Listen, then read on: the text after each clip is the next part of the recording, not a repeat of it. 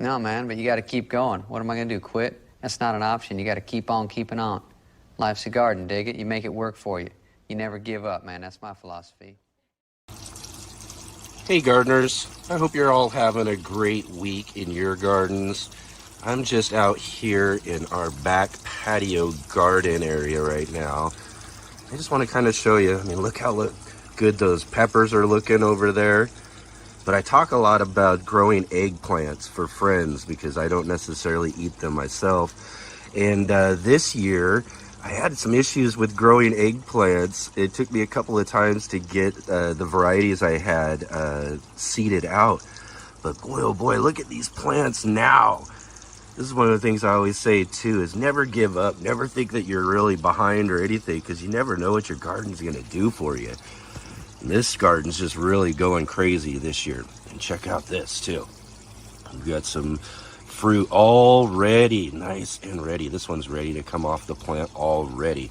So we're already starting to harvest from these guys. Everything's looking really great out here. I hope everything's going great in your garden too. All right, everybody, let's get growing.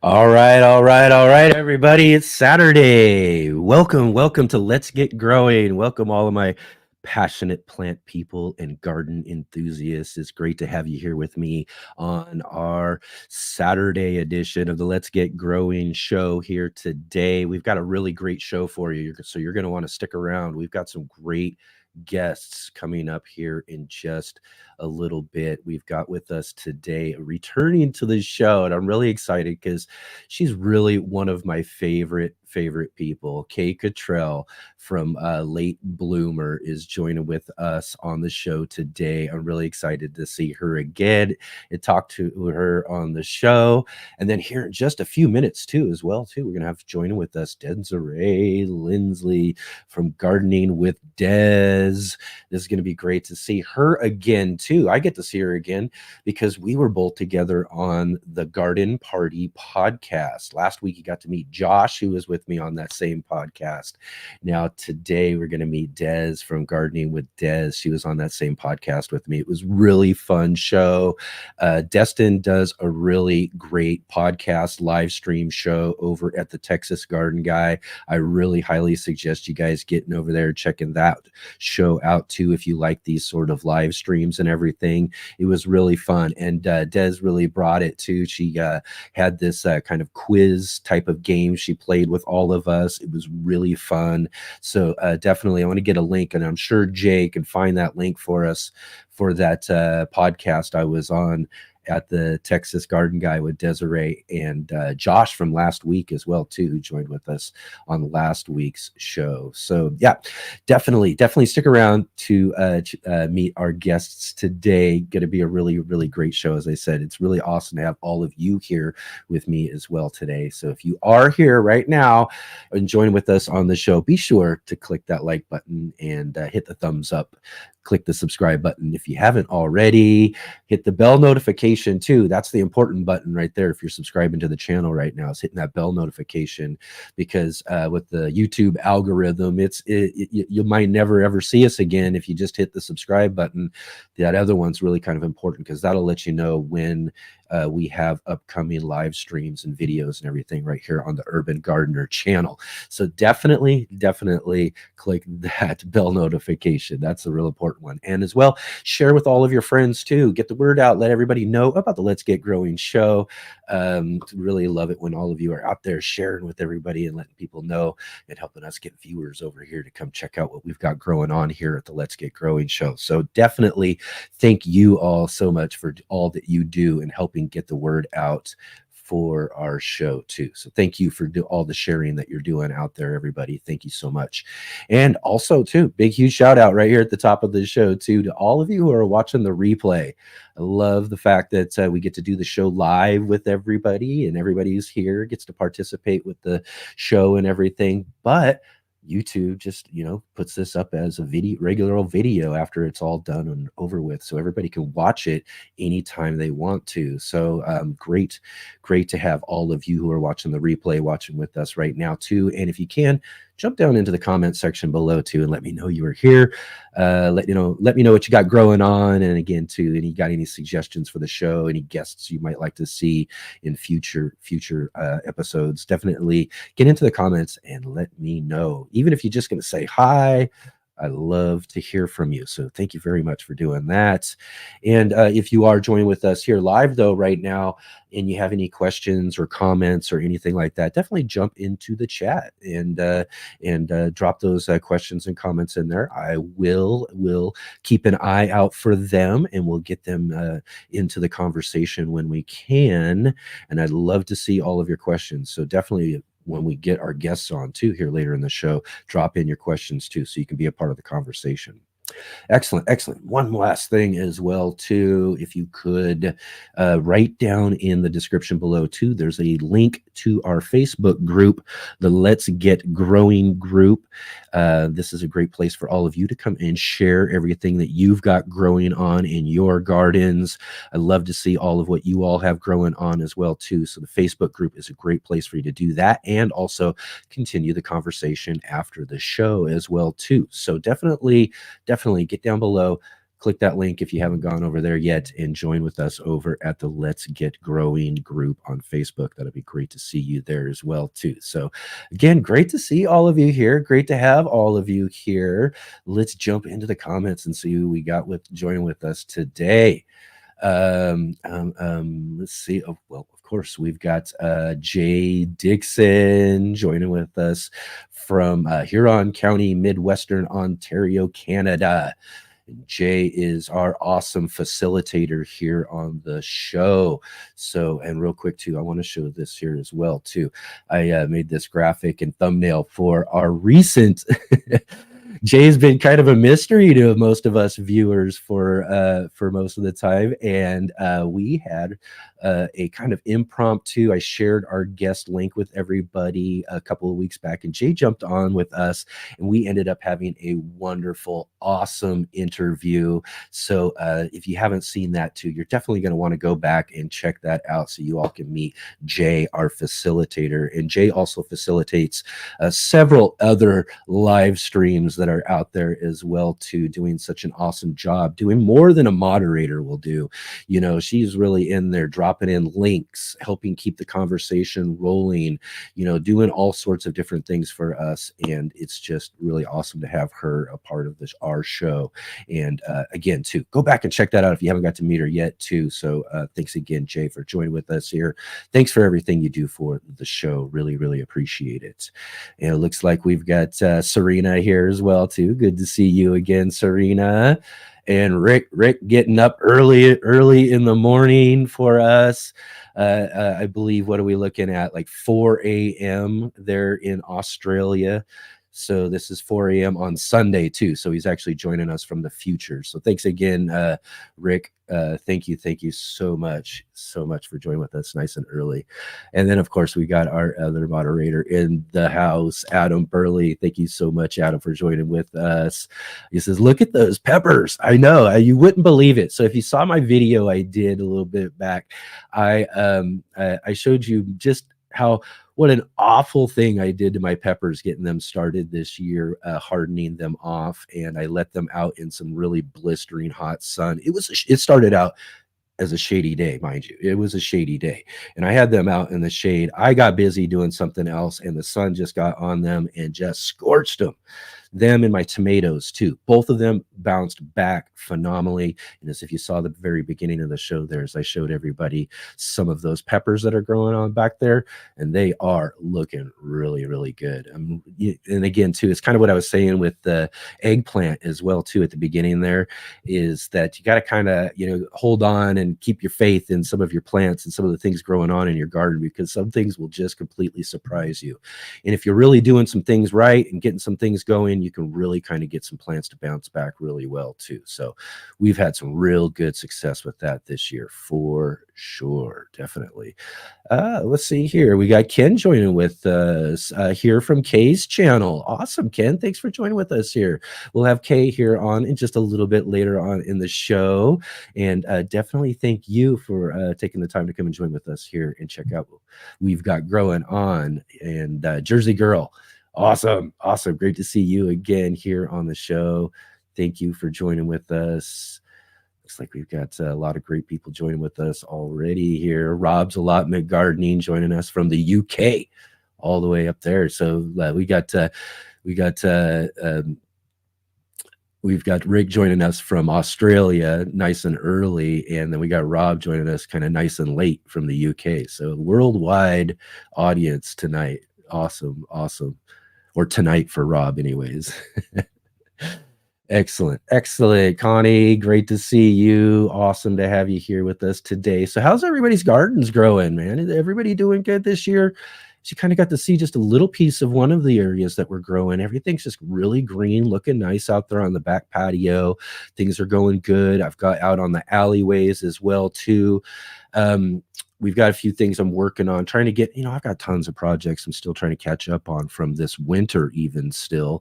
But, most of the growing spaces are looking great. We've got a really awesome pumpkins that are growing out there. The plants just looking amazing.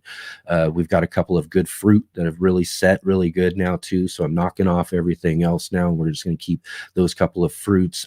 These are a Big Macs, I think is what they're called, Big Macs. So they should get to be good size. So I'm only going to grow 2 fruit off of this plant. And so I think we've got all of our fruit set on it. It's looking good, but we've got an issue. I've got a few other squash. We've introduced squash back to the gardening spaces this year. I didn't grow them last year because squash bugs got just so invasive and so bad for me that I just decided, let's take a year off. Let's see what we can do. Let's not have any sort of cucurbits or anything back in these areas and just see what we can do to hold them off. And I'll tell you what, man, it didn't do a dang bit of good. All I did was skipped a year of growing squash because I've got squash growing out there now and the squash bugs are crazy. I thought, and I didn't really keep too good of an eye. This is my problem now too, because I went under there and I looked and I couldn't find them. And one of the things I did previously, and I learned this from another gardener and it actually worked really well. And good to see you, Darth. Awesome to have you on the show. Thanks for joining with us here. But one of the things I learned from someone was use a little a hand vacuum to get around and take a hand vacuum around these things and just take up as many of them as I can and then get around and find the eggs and squish them up and then kind of wash the plants off. And then you got to kind of come back and do this again and just kind of bring the population down as best that you possibly can. So I'm out digging around out in the storage area, trying to find this little hand vac that I know I had for these squash bugs. I can't find it anywhere. So I'm going to have to go out and I'm going to have to go out and get another one, but I'm gonna have to go do that probably right after this show and get on this because this is, they'll just keep going until they start really sucking all of the energy out of this plant. And then hopefully, and I have had issues before where my plants will grow and the plants will look really bad and all of that. But there always seems to be, for at least the pumpkins I've grown anyways, always seem to be kind of somewhat enough energy within there because they will root themselves down through the vines as they grow and all that. And so they will kind of continue to keep growing and keep pumping as much energy into those fruits and everything as they possibly can.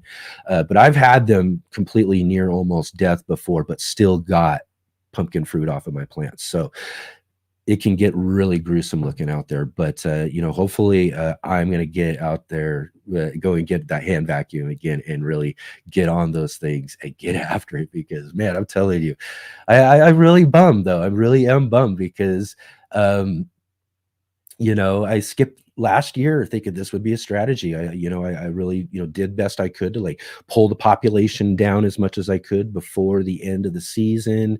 And then, I skipped a whole year and then I come back and start growing squash again. And there they are, it seems just as populated as much as they were when I was growing them before. So all I feel like is I lost a year of growing squash. So that's pretty much the case there. So again, I guess it's just something I'm going to have to battle and go after. And just like anything else that I'm dealing with in my garden too, like right now with all the high temperatures and it being so hot, it's really weakening some of our plants up. And that just really makes them susceptible and targets for like aphids. I mean, aphids are terrible. I still got to battle those things every single darn year anyway. So, you know, when it comes down to it, it is just part of gardening is getting out there and having to take care of all of those pest bugs. But again, there's really good bugs too out there too. So you know, we want to be careful how we're taking care of those pests to be sure that we're not messing around with those guys as well too. So, you know, good strategies, find some good organic strategies, take care of those guys, but it is kind of just a part of gardening. All right. So everything going good, everybody. I'm just getting started here on the Let's Get Growing show. I'm so glad to have all of you here with me today. We've got really great guests again ahead for us here. Again, we've got Kaye Kittrell coming back to the show. I can't wait to talk with her a little bit later. And then here, just right after our break, we're going to get to meet Dezz from Gardening with Dezz. I really had fun visiting with her, getting to see her, meet her with Josh and Destin and Phil over at the Texas Garden Guys Garden Party podcast. Again, like I said, he puts on a really great show over there too. I'm telling you, you guys got to go check that out. Go check out that show for sure too. So we'll see you guys just here in a minute, and we'll get to meet Dezz here.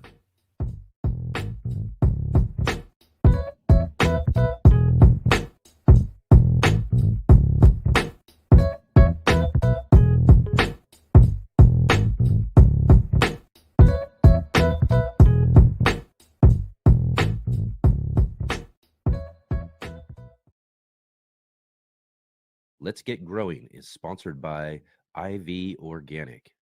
Hi, my name is Charles Malky, biologist and plant expert with IV Organics, where we grow cool plants and author Saving the World with the Home Garden.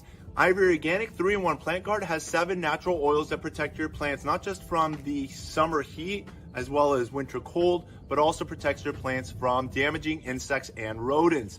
The oils in the product include castor, cinnamon, clove, garlic, peppermint, rosemary, and spearmint. These oils are natural insect and rodent repellent oils, which are encapsulated by the base powder, offering your plants months of protection at a time. 1 application per year will suffice for protection against damaging summer sunburn and winter sun scald, but if the target is pests, application as much as 2 to 3 times a year may be necessary.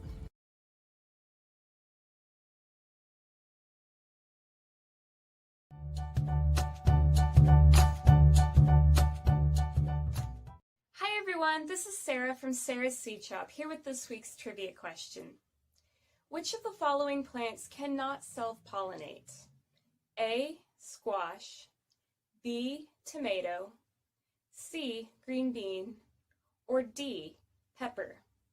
We'll be back with the answer a little later in the show.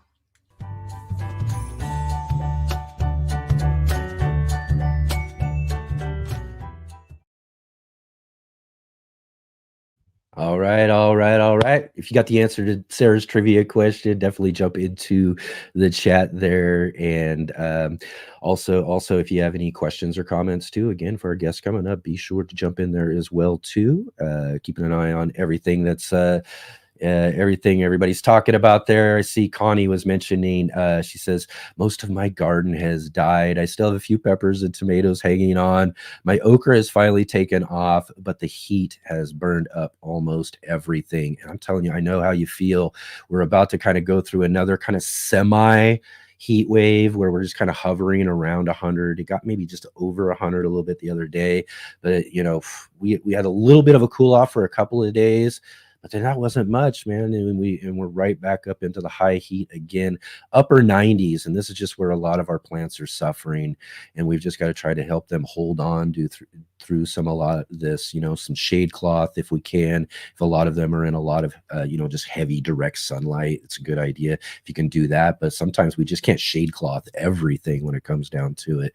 And, some things are just going to really succumb to some of that heat. And I've had a few plants and things that have done that as well too. So hopefully some of those things you've got going, it's, again, that ochre is probably just loving it though too. I'm sure of that.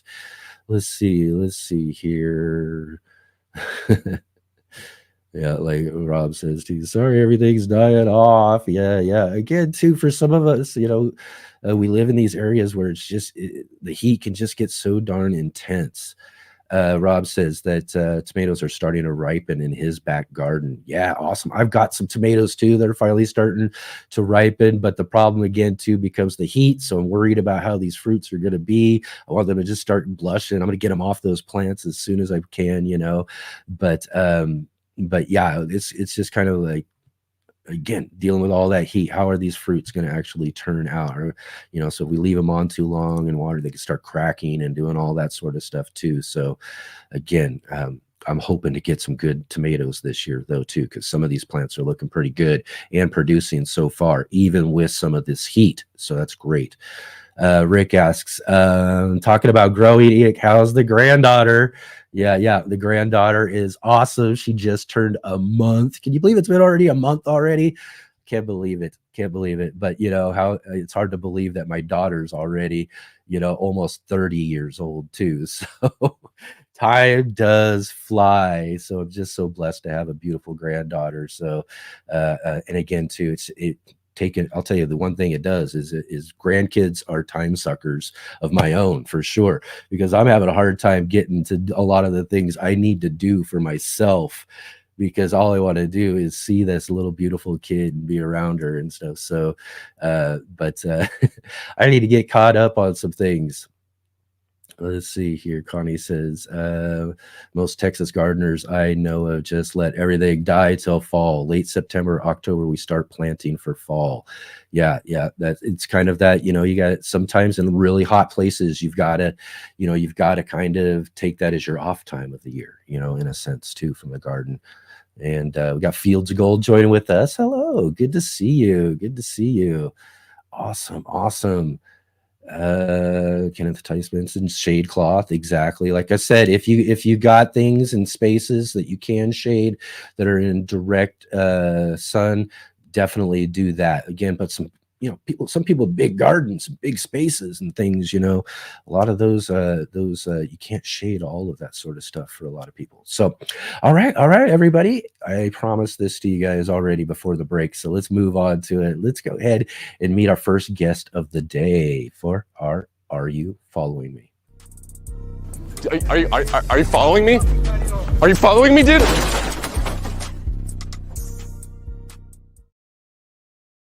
All right. Today we've got joining with us Deserae from Gardening with Dezz. Thanks for joining with us today. Great to have you on the show. Yes, thank you so much for asking me. I'm really excited to be here. It's awesome to see you again and get to meet you here. Talk with you one-on-one though too. Yeah. I mean, it was really fun, as I've mentioned, since I was on the podcast. Actually, Destin came on the show before I actually got on his show there too. So we had him on the show, and just been such a big fan of what he's doing with his show over there. They have so much fun, and I see you over there regularly too. So it's really great. It's really great to have been able to jump on myself and get to be a part of that. And you really brought it too, man. That was really fun show. You had that really fun trivia for all of us to do and everything. Yeah. That was just a great way to keep the show going, made the show so much more fun. So really great. Awesome. Thank you. I really have fun doing it. I'm mostly a mess and I like to cut up and just be fun in the garden and whatever. And so I always have a great time when they ask me to come on. Yeah, that's great. Yeah, exactly. And I knew we had such a great time that I knew that I was like really looking forward to the first opportunity I could to get you on the show here. So really great to have you here with us again. So how things growing in your garden again? First, tell us a little bit more about yourself too, your channel and all of that too as well. And how things are growing this year. Well, we are having a great year here in Austin, Texas for gardening. Excellent. We've actually had a lot more rain this year, so we've got more flowers, the grass is greener, the, plants are doing great. And it's been a little bit cooler for us, but unfortunately, I think you guys have had our heat dome Oh, in your part of in your it part of the is, world. man, I'm telling you, we are getting it. Yeah. It Yeah, like it, honestly, last year was probably one of the worst summers I've ever experienced gardening in my life. So, yeah, that was, I think, really, and this summer's really hot, but last summer was really hot too. But it was, I think, because of last summer, I'm maybe a little more prepared for this one. yeah. Last year I had this similar situation where it was just everything was really just kind of a disaster, and Mhm. and the heat just really took me by surprise, because Mhm. we actually kind of had a really cool late spring, and then all of a Yeah. sudden a switch happened. Like you said, that heat dome or whatever it was last year just hit us, and then everything just went straight downhill from there, and it was hard to Yeah. and it was just hard to keep up with it. So yeah. Absolutely. Last year, I was just like, "I'm throwing up my hands. The pests can have my garden. I'm not gonna fuss with this anymore. We're just gonna work on what we're gonna do for the fall and plan for next year. We need a lot more shade." Yeah, yeah, and again too, like I was saying about like shade cloth, it's great if you have it or have the It spaces is. to do it, but sometimes some of us gardeners have too many spaces or too many varying spaces that we can't shade cloth everything. Or, if you got a nice big wide backyard and a big backyard garden, it's hard to get a shade cloth up over everything too there as well. You have So to choose sometimes it those just battles. Yep, yep, and then again too, like I said, when the plants just start getting weak during those middays and everything, that it's just Mhm. hard to keep up with, and they just really become susceptible to all these pests. And then now we're trying to not only keep up with the heat, we're trying to keep up with all these pest issues that are really just hammering us, because of the Yes. heat. Yeah, and it Yeah. also in that same moment, you have to really ask yourself, am I just a factory for these pests now? And am I being a responsible gardener by allowing them to thrive and also to water when it's scorched earth gardening, you know? So, Yeah, yeah. yeah, It that hard decisions to make. very hard decisions to make. Yeah, yeah, and Mhm. again too, like you said, it just gets to be sometimes a point where you just got to let it go. In some Absolutely. spaces, I kind of let it go too. Although right now, I was mentioning there at the beginning of the show that I'm trying to battle these darn squash bugs. Talk about invasions and all that sort of stuff. I don't get the vine borers. A lot of people end up having issues with. Most people are really devastated over vine borers. Mine are Yeah. just the actual squash bugs, and they Mhm. just. Uh, I'm so bummed right now because they're just. I skipped a year last year because I heard that let's try to break down the populations or what they're doing. So maybe if you skip a year, would be a good idea. And all I did was miss a year of growing squash because I got just Mhm. squash problems as I did before. Yeah. Sometimes here because we have such a long growing season, I'm planning to here in like maybe a month because it has been pretty mild, go ahead and plant some like tomatoes again. Because I can Mhm. get some more tomatoes probably Oh through yeah. November. Um, but I'm also going to experiment with planting some squash and zucchini later in the Okay. Yeah. season because sometimes here we have success with avoiding some of the squash bugs later on in Mhm. the season. So we'll see what That's happens. It'll be a fun experiment. Yeah, for sure, and you definitely got that longer into the winter season where you can get just a lot more time out of things, Yeah, and for being more sure. south, a little more light. So hopefully, yeah, Yes. that'll work out really well for you too. I'd love to hear about how that works out. Oh, I will keep you posted for sure. Definitely, definitely. Right on, right on. So how did you get started with your whole gardening story? It's one of the things around here I love to get into with people. It's like finding out how did everything get started for you in the whole gardening thing? Was this something that happened when you were younger or something you came to when you got older? So fun story actually. My grandfather, my dad's dad, he had the secret garden in his backyard. Oh, Literally, nice. he even kept peacocks at one point in his backyard, seriously. And he had a huge vegetable garden and tons of flowers. He grafted like pecan trees and fruit trees, and he took heirloom roses from family homesteads and Oh propagated yeah. them. And the fun thing about it is that he lived next door to us growing up. Yeah. So every day I was just next door hanging out with him, watching the hummingbirds, eating tomatoes off the vine, like playing in his secret garden. Oh And it wow. really, really, really stoked that fire within me to create something like Yeah. that as well. And my mom, she was always like very into like houseplants and all things natural. Like, you know, if she saw like a bird nest on the ground or something, she'd be like, look at this bird nest I found, you know, it was really sweet. Yeah. Um, but I I just just, found one too the other you day, did, actually. Yeah. they're Just so out cool. nowhere too. I couldn't really figure out where I think someone found it somewhere else and it ended up where it ended up or whatever. But Yeah. yeah, those are interesting, fun finds. It is so interesting to see how intricately they weave their nest. Oh, It's it's a amazing the net. things that are in there. I That was know, the like thing. I the was just looking at it. I was string, like, yeah, yeah. And how cheap many different plastic. places they went and found all this stuff to put it to, it's just amazing things. So Yeah, and fun to every find those. species is so different with the way that they build their nest and what they use to do it with and how they do it Mhm. and where they put it. It's just so cool. Yeah.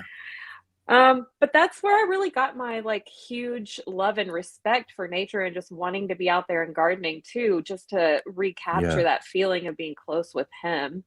Um, and before I even managed to have my own actual garden, I did some guerrilla gardening in my Oh yeah. family's, you know, like Yeah. yards. One year I planted cucumbers in my grandmother's front flower box, There you and go. it climbed all the way through her bushes, and we were getting Yeah. cucumbers this long all season. Oh, They were the best ones ever.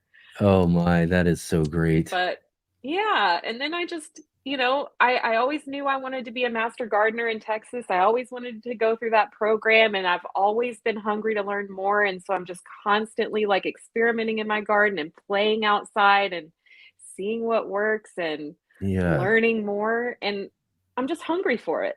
Yeah. It's just a This one, I think one of the things, was really great about meeting you and actually checking out some of your content since I met you on that podcast is, seeing that, you really portray that fascination for what you're learning and doing that. And then one of them too, I really love, and we talked a lot about this recently with our last month's book club selection was Cisco Morris from he's a gardener from the Pacific Northwest, and he's just really popular up there. He's just probably one of the most famous people in the Pacific Northwest, actually, this gardener. oh, And just a sweet man for sure. And I encourage anybody who hasn't had a chance to check out this interview, go back and check out this interview with Cisco Morris for our last book club.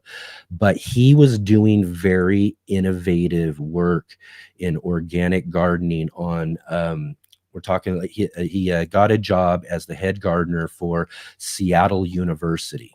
So we're talking about these wow. big, large gardens, and for these big, large, universities Wow. and different places where they have these types of big gardens. So, and I guess you would call them commercial gardens in a sense, or I'm not even sure what the word would really be, but everybody was just spraying junk and chemicals, and this is coming Yeah. from that's just what everybody knew, Hmm. how it was done, the way the world worked. And he Yes. was really, he really just, started change. He was one of the first people really working to change people's mind, and won awards and won notoriety for the work he did at Seattle University for integrated pest management is what Yeah. it is. Integrated pest management. And this is a big thing. And one of the things that we talked a lot about, and I find with your content that I love the most too, because it brings me right back to where I was. And I mentioned too, is that I was very afraid of a lot of things that were in the garden, especially bees or wasps Yes. and things that are flying around. I'd go running and flying around and all of that. But one of the things Hmm. that I had to do in order to kind of change, because learning that they are a part of the system we want in our garden, Spiders. I love the spider. Yes. Love the spiders you show too. Oh, But thank you. you got to turn it into a fascination. You Yeah. got to turn it into interest. You got to turn Yeah. it into, kind of be amazed at things than being scared or fear and those sort of things. And then we can really start seeing what's going down in our garden and how all this stuff Yes. works, And that was really kind of some of his early stories that he was teaching and showing people, was how to do some of that stuff. And really, why we know and understand integrated pest management today are because of folks like him and what they were doing back in those days, in the late 70s, early 80s, really moving people away from that stuff. But I love the fascination with bugs. I love the fascination with just gardening and bringing it to just kind of the, how interesting how all this stuff works, Yeah. One thing, like when we first moved into this house, it was a moonscape. There was nothing back here. And we didn't have a lot of lizards. We didn't have a lot of bees in the backyard. We didn't have butterflies. We didn't have as many, I didn't have as many deep interactions with the nature in our area until I started adding in more native and adapted plants and practicing organic gardening and planting things for those insects. Like I raised like 5 different varieties of butterfly in the backyard, and maybe even some I'm not even aware of. And then just, making sure that whatever I'm doing as a gardener, I'm trying to do responsibly and think of the smallest among us, because they play such a large role in your success as a gardener. And I feel like I am doing a successful job on my channel if I am also teaching others how to look at a spider a little bit differently, or understand that, that worm, which is a caterpillar on a plant that's eating, one of my edible food crops like parsley or dill, that's the swallowtail butterfly caterpillar, by saying, hey, no, plant some for them and plant some for yourself. And let them grow while you grow. And together we can all share this wonderful planet Earth, And I feel like these things I think that as a human society, we've developed a healthy fear of certain insects because we've needed to, right? There are certain ones that we do have to control. Absolutely. But there is a lot of fear in gardening, in being around those critters that I love to dispel. I love talking about those things with people on the internet. I really do. Again too, you see some of them posts where, like, I saw one where it was like, why didn't you all tell me all of the bugs that were in the garden before I got started? Those sort of things. I love it. But again too, is the same thing as I try to tell everybody. I was like, I was just like you. You just got to turn your fear into fascination. So if you can turn your fear into fascination, then you can stop yourself instead of running and flailing when you see like a wasp. Absolutely. You can stop and go, okay, what is it doing?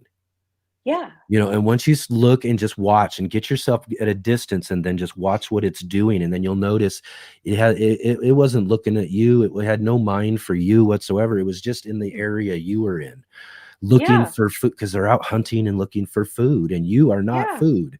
No. And you are not food for a while. No. And a foraging bee is a very gentle bee. And bees definitely are. They're on a mission. They're on a mission to collect some pollen to bring it back to their hive. Or if it's like a native, like solitary bee, they're just packing their own little pollen tubes and putting their babies in there, and then they're letting them hatch. And something really cool is that if you make a space for a native bee in your yard and in your garden, that bee may have its entire life cycle only in your yard. Its whole existence will be living in your backyard. And how cool is it that you could create that habitat for them just through gardening? Exactly. I mean, look at how, I always get, and I tell people, who are just getting into gardening, you will be amazed at everything you get out of gardening. And this is just one of those other aspects of it that you don't really expect. Like, I didn't expect to become more of a bug enthusiast when I grew up. I grew up being one who was like, oh my gosh, get it away from me. I don't want to, I didn't like bugs, especially like I said, bees and wasps and things. Yeah. I'd run a mile to get away from them for sure. And now Mhm. again, I just sit back and watch and check out what they're doing and see what they're doing for my garden. It's just really, like I said, it's just, again, one of those great things we get from growing, not just food we get from our gardens, but we get all these other things as well too. It's so awesome. It's the magic. It's the magic. It really is, really is. It is. Right on, right on. So, what are some of your favorite things to grow in the garden? What do you look forward to growing each and every year? Well, first of all, I love tomatoes. Tomatoes, you know how Mhm. fall is life? For me, tomato is life. Yeah. So I am a very tomato motivated gardener. The Yeah. last 2 years, I've had kind of a bummer year for tomatoes just Oh, tell because me. I've had Yeah. a ton of pest pressure and plus the heat, right? Hmm. So like there comes a certain point in the year where you're like last year we were going to have usually I'm harvesting my first real tomatoes by mid-June, and by Memorial Day we already had 117 degrees with the heat index or something here. Hmm. So that was like the tomato plants were like, nope, we're not producing any tomatoes. So that was part of it. And then just the pest pressure just kind of really set me back. I've been dealing with a lot of mealy bugs and trying to find a way to cope with them without having to do anything like broad spectrum, like pesticide wise, and Hmm. practice my integrated pest management by bringing in like, lace wings and waiting for the ladybugs to show up and Yeah. smash and prune away. So Yeah. I planted last year and previous years, I planted about 56 feet of tomatoes. And this year I planted 6 or 7 vines. Right. And my fruit haul has been a little modest this year, but that's okay. Yeah. Every Yeah. year And is different. You know, it's you're, exactly, and again, too, similar situation being in an area that gets really hot during the summertime. Last yeah. couple of years, I've had troubles, but I've kind of narrowed down kind of a few different varieties. A few I'm trying out this year. I'm not that sure of, but a couple of varieties that do well in the heat so that I can Mhm. increase my production. It's kind of, that's the sort of thing we got to learn, right? Is now Mhm. what are, and now going to be some of these varieties that people do grow in more hotter places and have found can handle higher heat levels. And I've got a few varieties that are growing out there. I've got some tomatoes that are holding on to the plants and everything. I'm still got my fingers crossed they'll stick around long enough to start blushing. That's just that's just kind of the thing right now, is trying to get through the heat like you're saying. But I mean, I'm a very tomato centric person myself too, Yes. when it comes down to it. I love all the different varieties and Oh, me stuff, but too. now I'm and now I'm kind of limited to doing that, like you said. I mean, I would grow tons of different varieties just to grow, because I could grow them and I could try all these different ones, but I can't take the risk much to try too many Mm-mm. new things, because I've got to narrow down some mainstays that are going to get me through the summertime. And then maybe Exactly. next year I'll start introducing some more other varieties and start trying things again. But yeah, Yeah. I've got to figure out a few that are going to just make it through. Yeah, this year I actually I went to a community plant sale and I bought all my tomato starts from them instead of starting them from seed, because in previous years I'll start like hundreds of seed starts and I just didn't want to get my heart broken. But I Yeah. also wanted to feel like I was supporting like a really good cause with this community plant sale.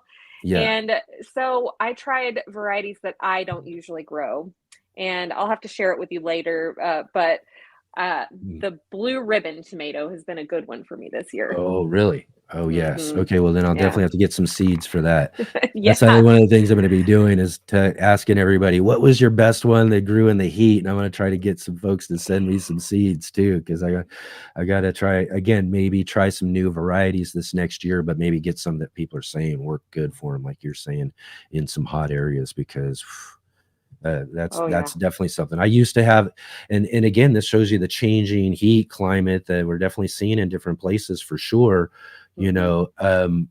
I, for the first 7, 8 years of gardening I grew here, I grew tons of I mean, I could grow any tomato I wanted to, and grow tons and tons of tomatoes. I had tomato harvests that I just didn't even know what to do with. I had so many tomatoes, you know, frozen tomatoes in the freezer. I got it. I'm just pulling them out still and just can't even give them away anymore. I used to, and now I can't even hardly get enough for myself. So I'm working my way through that process so I can start getting into some newer varieties, but we definitely got to stick with those hotter varieties.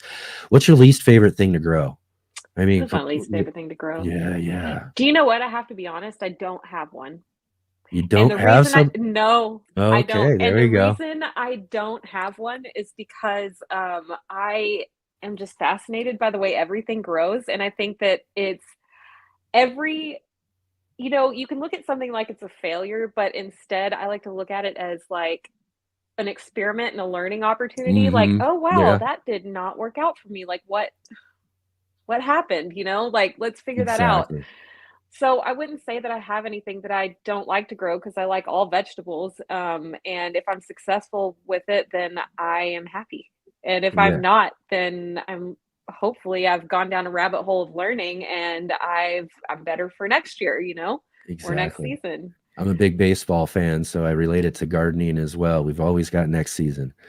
Yeah. And I'm similar in that way too. There are things though that I do. I like brassicas. I mean, I'm telling you, those are they're my least favorite thing to grow, even though I will grow them and try them and every single year. And I've had good years. I've had some really off years. They just seem to always give me trouble. They're very pesky. Yeah, exactly. And so I would consider them, they are my least favorite thing to grow, but very similar to what you're saying though too, is that I'll still grow them. I take it as a learning experience each and every year on how I get to figure out how to be more and more successful at growing them. I mean, I think I've got some strategies down on being able to do that. It's just about being able to actually stick with the strategy and repeat it, right? I see a lot of squirrels, so a lot of times I'll be like, what did I write down what I did? No, let's just, okay, we're just going to do this. And I'll be like, oh no, that didn't work for me last time. So try again next time. Exactly. Right. I don't know. Right on. So, what are some things, you got anything growing on, any projects or anything like that you got coming up here? Honestly, I don't have anything concrete coming up necessarily. Lately, I have been really enjoying not doing as much in-depth like educational tutorial type videos.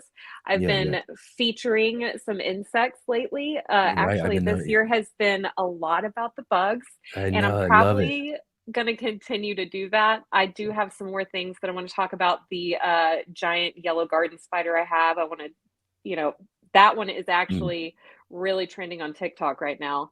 But I'm going to talk some more about her. Yeah. What a beauty. They're so cool. She's beautiful, honestly. I love seeing them. There are so many people that are like, I will burn down my whole backyard. But for me, when they show up, I feel so blessed. I'm like, thank you for taking care of that corner. I really appreciate you. Like, and also thank you for being highly visible. I know spiders can be freaky. They got 8 legs and all of that, but they are literally some of the best and friendliest insects we've got in our garden. My jumping spiders I have are just, they're the coolest. They're the friendliest, and they love to hang out with you and actually will communicate with you. Absolutely. I mean, try it, go, and I tell people this, go to a jumping spider and get in front of it and just kind of wiggle your finger like this a couple times, hold it still. And then do it again, wiggle your finger a couple times and hold it still. And if you do it a few times, they'll literally put up their arm and go, and put it down. And which means they're communicating with you. Isn't that just the coolest thing in the world? It is. I think there's basically nothing cuter on the planet in some ways than a jumping spider. They're adorable. I pick them up all the time. My husband's like, why are you picking up spiders? I'm like, Look at them. They move so fast, which makes them kind of freaky for people. So they can, not only are they jumping spiders because they jump and move so fast, but they make you jump because of how fast they're jumping. Yeah. But they're the coolest, friendliest spiders you have in your garden. They love hanging out with you. It's just they're cool. Same with all the other ones. They're just, again, too, bring fear into fascination with those things. Yeah, but I also love that content. just more, like I said, just my ability to inspire someone else to do more research or to take a wait and see approach or a proactive rather than reactive, stance on insects. I feel like that's my mission these days. I love it. I love it. I love helping people see how something that seems, it is actually really cool and super beneficial. And I think that if we all work harder to do those, like to understand these creatures, that we can do such a big impact in the world, even in our small urban gardens. Yeah, exactly. And I think that's really kind of an important thing too, is we're in, more and more people are getting interested in gardening and finding out that it comes along with all of these crazy bugs and all this sort of stuff, that there's folks out there like yourself who are really, and again, too, I love that sort of content. I do hope you continue that sort of thing I on will. that level too, because again, too, as more and more people we can kind of convince that, bugs are good. There's a lot more good ones than there are bad ones. And although, again, as you mentioned too, just a little bit ago, there are some we've got to manage. There are some that we got to deal with and handle in certain ways. I've got to go out and get my little vac right now, my little mini vac, so I can go and suck up some squash bugs after the show and all that. So there's some, real management as gardeners that we've got to do, but bugs are so helpful, and having them do their thing and inviting that nature into our gardens is really just a huge part of the whole experience. Absolutely, it is. It really is. Yeah. So I hope that you keep up doing all of I that and we will. get to see more spiders and all that sort of Yes. stuff. We'll have to have you back on too, maybe get you on one of our Sunday shows to talk a lot for a roundtable on integrated pest management, I talk a would little bit more love about to. fear and fascination when it comes to pests in the garden, because I think that's just there's so much more to talk about when it comes to There that. is. I would love to. Honestly, I would love to. Yeah, that'll be really, really great. Awesome. So everybody, right down below in the description below, there's a link to Dezerae's channel, Gardening with Dezz. Go and check that out there, and go and definitely, as I tell everybody to go over there, check out one of her videos, check out one of those on some of the spiders and all that sort of stuff. And if you do, definitely leave a comment and let Deserae know that you came over from the Let's Get Growing show, and go show her some support as well too. Thank you so much, Deserae, for joining with us here on the Let's Get Growing show. Thank you so much. You got it. We'll see you soon. Hey gardeners, thanks for tuning in to our show today. We'll be right back at it here in just a moment. I just wanted to take a second here to highlight our regular videos and features here on the Urban Gardener channel. Our weekly garden journals,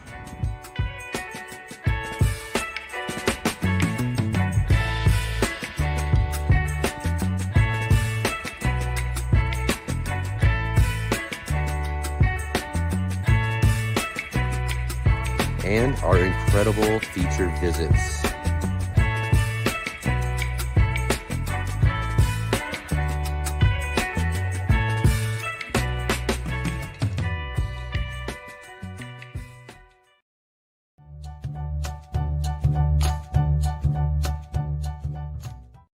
The answer to this week's trivia question is A. Squash and many other plant varieties are not able to self-pollinate. They need the help of an outside source like a bee or a butterfly to move pollen from the male flowers to the female flowers. Meanwhile, tomatoes, green beans, peppers, and many other plant varieties are able to self-pollinate. This means that they will produce fruit with or without the help of your friendly neighborhood pollinators. Thanks for watching. Head over to Sarah's Seed Shop where you can find garden seeds at unbeatable prices. Enjoy the rest of the show and have a great day.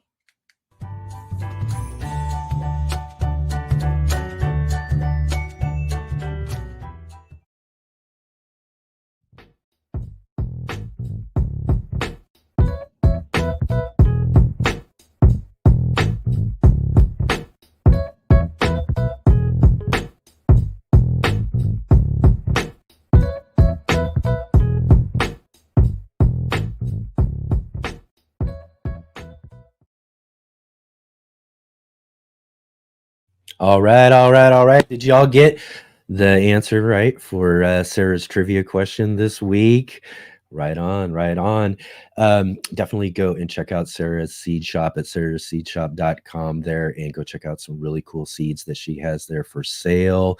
And definitely, you're going to want to get in on some of those cold crop seeds now. This is a good time to get back in there and get some of those seeds. She'll get them right out to you if you go and order some of those for her. It's a great way to really support her. And just mention too, I'm wearing my Praxis 55712 shirt today. Ray Browning was a great inspiration to me early on when I was learning to grow tomatoes and do different things and stuff. And I really loved his channel. He retired everything and his little shop of seeds that he had grown for many years. And Sarah took over Ray's little shop of seeds. So she's basically a continuation of Ray's little shop of seeds at now sarahseedshop.com, and she does a really awesome job. She gives you a ton of seeds for the best price you'll find anywhere, even better than MI Gardener and all of them out there too. And she's going to give you a ton of great seeds and for a real low price. And again, like I said, it's time to look at some of those cold crops.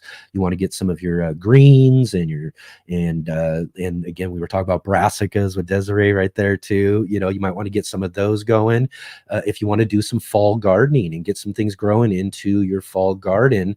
This would be the time now here in mid to late summer. So we want to kind of get some of those started. It's kind of difficult. I'm waiting and wondering. I'm thinking maybe I'm going to go ahead and get them started because we got to try to keep them alive, these little plants, through some of this hot times that we've got going right now.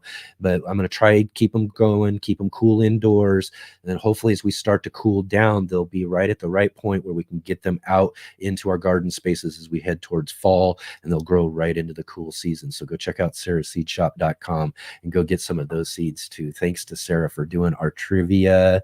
So awesome to have her, and so awesome to have our next guest back on the show. I'm really excited about this. All right.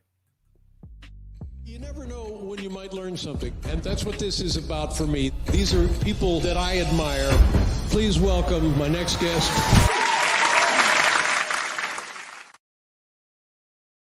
All right. Let's welcome back to the show, Kaye Kittrell from Late Bloomer.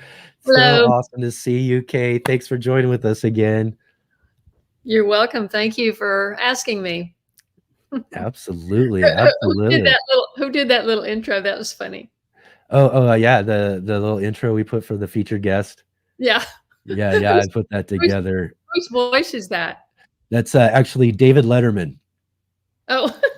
David Letterman has a show introducing my next guest or something like that is what he does for Netflix.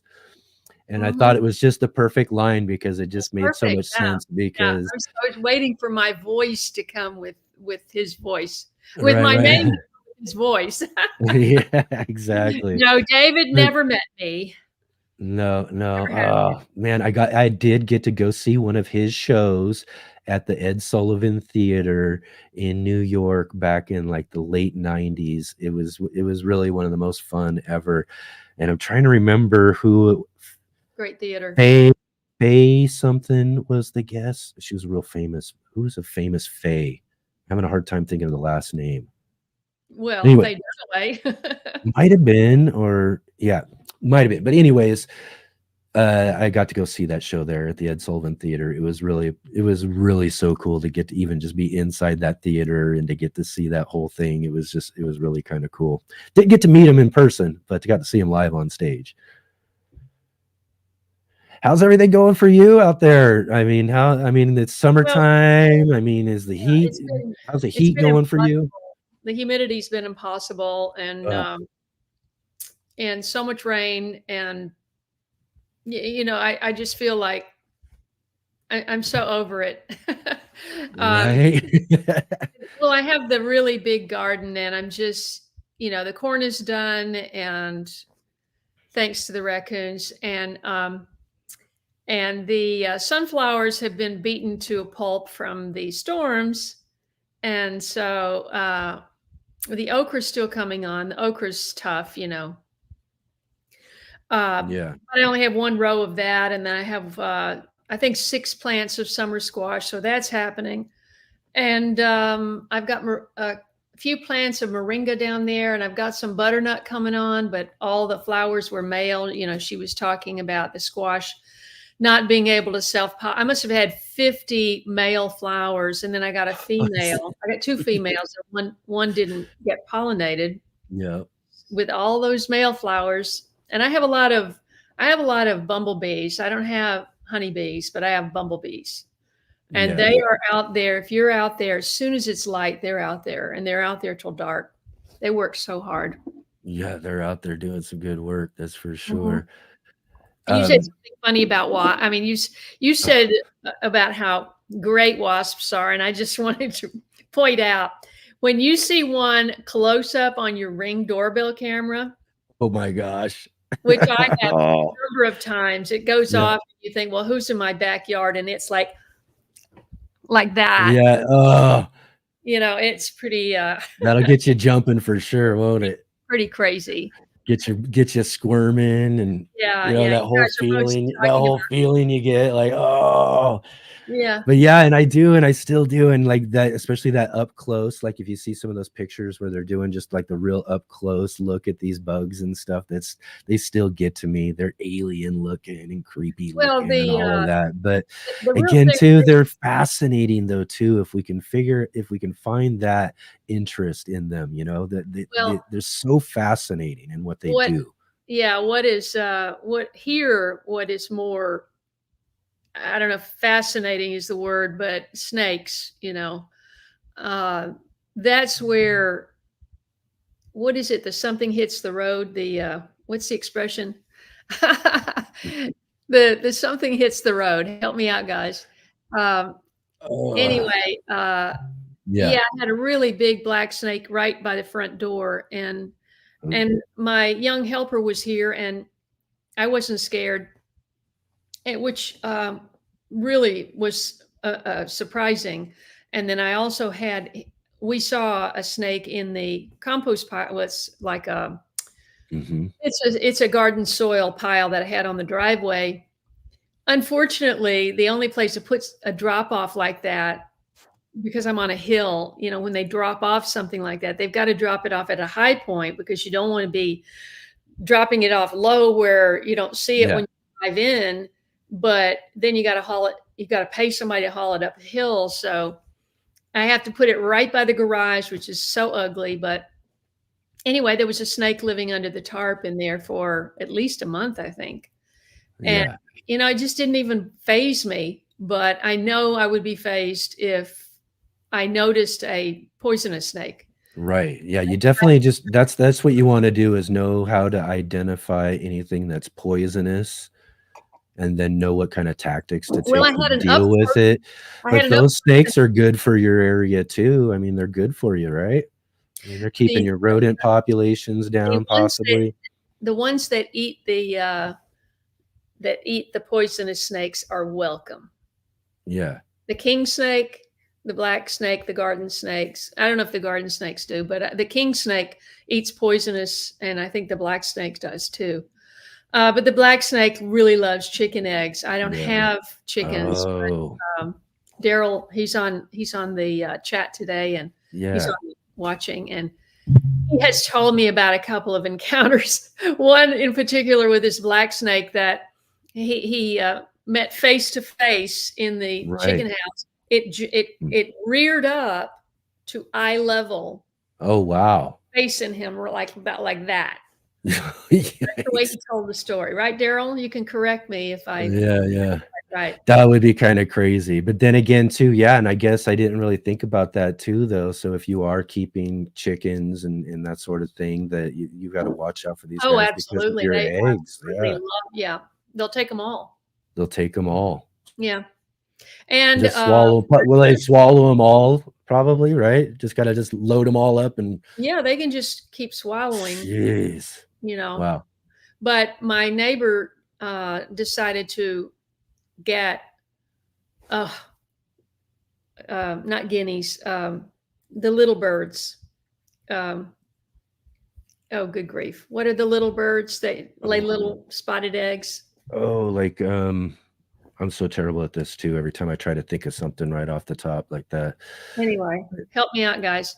The not like little robins or no, they're smaller than that, right? Smaller than that. No, the birds that you eat their eggs. Oh, like quail, maybe. No, not chickens, Daryl. Is it quail or quail. Thank you, quail. Yeah. I can never think of quail. I always want to say anyway. So they got quail. I hadn't seen them, and a raccoon got them all, every last one. Yeah. So I see. Are not my friend anymore. There's nothing cute and fuzzy. No kind of warm and fuzzy feelings for raccoons at all. Yeah. Right. Yeah, exactly. Right. One of your questions that you asked me was, and these are not in order, but to talk about was any advice or tips for newer gardeners. And I would definitely say that depending on where you are, you figure out what your predators are, predators in your garden are, and figure out how you're going to protect your garden before you even start all the rest of it. Mm-hmm. And you can keep deer out. It is possible. It's not easy, but it's possible. You have to have a fence, and it has to be 7 feet tall, period.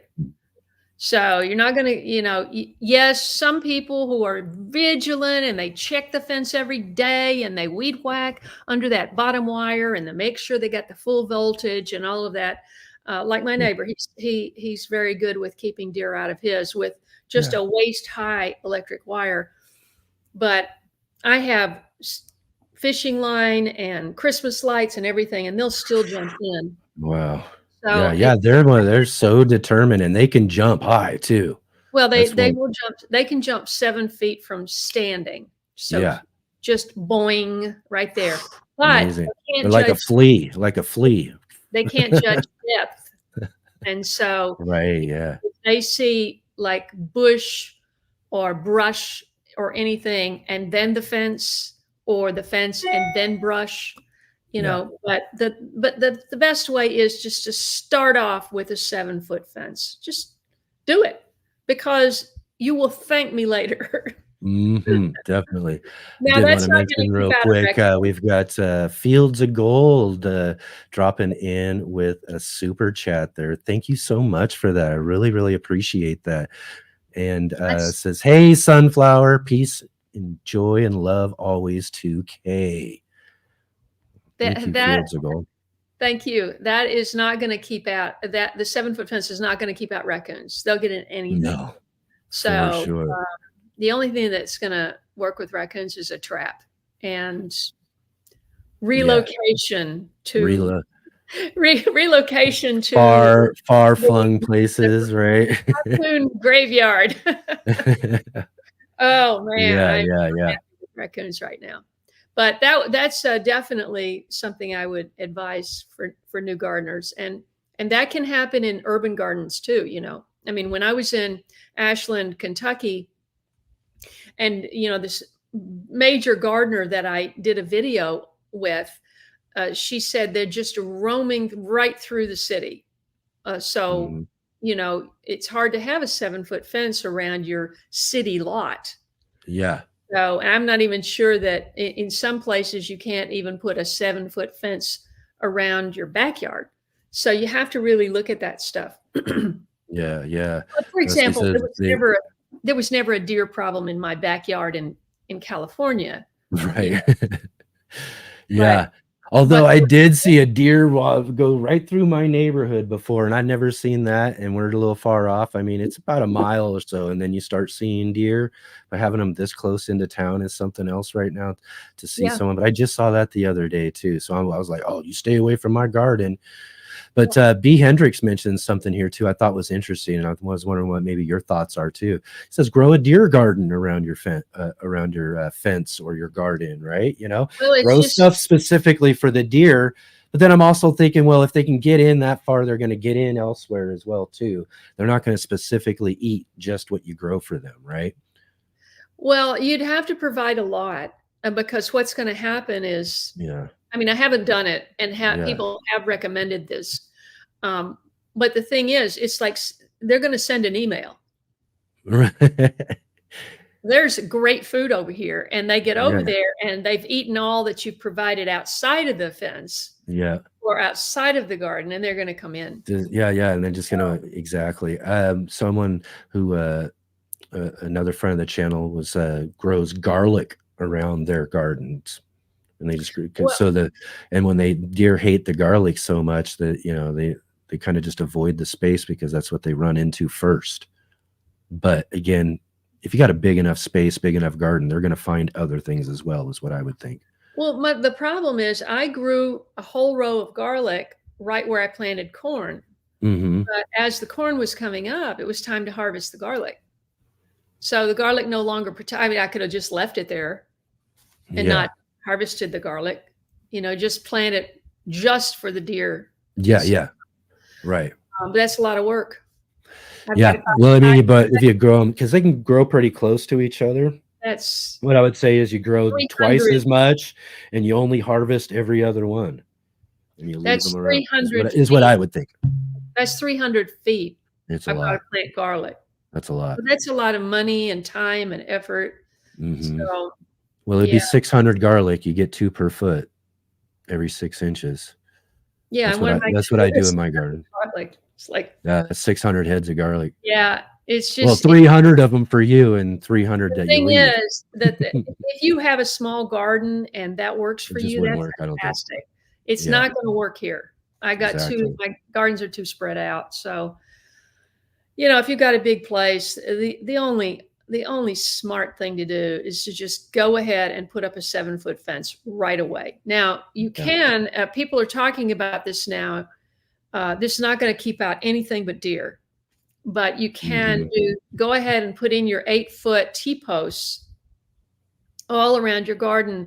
And then you can string, I think it's 30-pound fishing line and all the way around, and do several rows, like every foot or so. And they can barely see it, and they bump up against it and they get confused and they back off. This is what everyone's saying. I have one row around my top, but it's not 7 feet. And so they go over it. What about a little bell? Would the noise freak them out? They bump into it and they would hit a bell.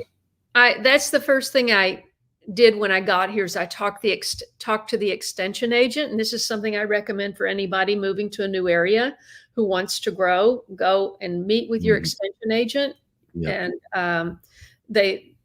it's going to be a wealth of information, and you can also develop a relationship with them, whereby if you have an issue, you can call them up and they can, try to find a solution for you. So he said they get used to everything except electricity. Yeah, it's hard to get used to electricity.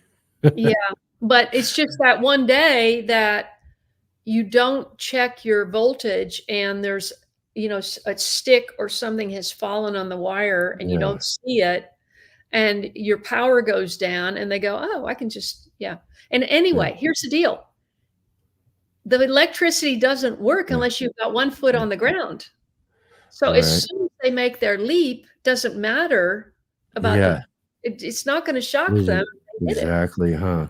Yeah. What about, and I've seen this before, predator urine, like coyote or something like that. They get used to everything. They still, would that get used to that too, huh?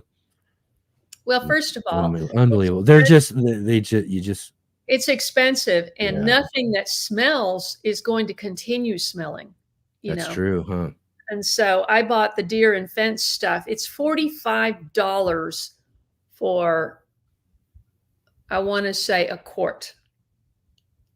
Oh, well, yeah. And this is not as expensive as Billy's bone sauce at Perma Pastures Farm, but it you have to put 12 ounces into a gallon. I did 12 ounces into 2 gallons. It smells horrible. Oh my But gosh. I was using it every single night around my corn. You're supposed to use it like once every couple of weeks, once after every rain, right? Yeah. I was using it every night, and that didn't even phase the records. Didn't even do it. No. Yikes. No. Yeah, that's crazy. Yeah, again, too, it's hard to find that thing that's going to work or do that, and you can definitely tell you've been through plenty of those experiments for sure. Yeah. If I had it to do over, I would just go. I didn't do it because it's by the road, and I thought the electric wire, you don't see it as much, and then you can see what's growing. Like, because I wanted to do a lot of flowers I do a lot of flowers. One of the first videos I did my first year was I went up to Woodside, California, and that was just north of Stanford, and I was up there visiting my son, and so I went up there, and I did a community garden. Let's see, I think I did a family farm, and I did a school garden in the show, and gosh, I just lost my train of thought. What were we just talking about? We were talking. The flowers. Yeah. And so she had in her garden, she had a big row of flowers. It was just all, wow, it was so impressive. It was at least 50 feet long and 10 feet deep, and it was just solid flowers. And she called it her insectiary. Now, if you look up insectiary, it's not even in the dictionary, but right. I've always called it that. And sounds good. That's what I wanted there. And last year I had a little bit the year before last, and then last year it was much better. And then this year I put down so many seeds, it was ridiculous. And most of them were sunflower seeds, and they all came up. And they were so close together, and I didn't thin them out. And so I thought, well, if we get into a drought situation, there's not going to be enough water down there for uptake for the roots. But the wind is what gets to sunflowers, because they're like 10 to 12 feet tall. Yeah. Right on. So again, too, in case, I know you got several people here who know who you are, but in case people don't know who Kaye is, it's, we had you on the show last year. We've actually done some things before, videos. I've got videos of my hair was this long last year, and now it's I can't believe I can't believe that too. Like, you're growing some hair. Like, I couldn't believe how long I remember when your hair was this short. I know. Back in the day. I may do it one of these days. Do something radical. Yeah. I also like to mention to everybody that, Kaye, I always say that you're one of my favorite people, because in the gardening community, in the gardening world, you're one of those real first people I got to know and got to connect with and do things as far as creating content and all of that. And, and I'm sure in our last interview, we talked a little bit about that and how I met you at the Heirloom Exposition many years ago and everything. But I don't think one of the things we talked about last time, though, too, was that, live streaming. Here we're doing a live show and all of that. I think my first live stream was with you on this. I think the second visit I came to visit you down in California, and you were doing a live stream, and you invited me to come on and do that live stream with you, which was really fun. And I remember being so nervous. I was like, Kaye invited me over to do her live stream, and I'm like, I don't know. I haven't really done live streams too much, so I was really nervous about it. Was that the one where we did it in the cozy corner? It was in your back area. You had a nice little back patio area and stuff, and it was really nice. Okay. Yep. Because not only that, and I think one of the other cool things about when I got to meet you down there where you lived in your home in LA was another thing. You've got this big garden. We're talking about a big garden space and trying to keep deer out of it and all of that. But one of the things I thought was one of the most fascinating things and found you to be such a big inspiration early on to me was because, I'm an urban gardener, small space gardening, and you did probably one of the best front yard gardens. We're talking in-ground gardening and just the utilization of space and how you were able to use space and succession planting and doing all this sort of stuff I found to be so awesome. But well, at a certain point when I started putting in the tropical trees, then I wasn't able to grow so much stuff in the ground. Like I grew one year, I think it was 2014, I grew a lot of kale and celery and like 4 kinds of kale and celery in the parkway, which is the space between the street and the sidewalk. And that was 6, and I had it all measured out. I had all the feet. It was 6.5 by 14. No, wait, that was 14 and 6.5 by 20 something. Anyway, but then when I put in the pineapple guavas, I think there were 4 pineapple guavas in the parkway. They have a root structure that is, it's like maple trees. If you have maple trees, everything around it is it sucks all the water out like a sponge. And so I would try to grow things around the base of the pineapple guavas and they would all die every time. So after a while, I was not able to grow as many vegetables, and so that's when I went to containers.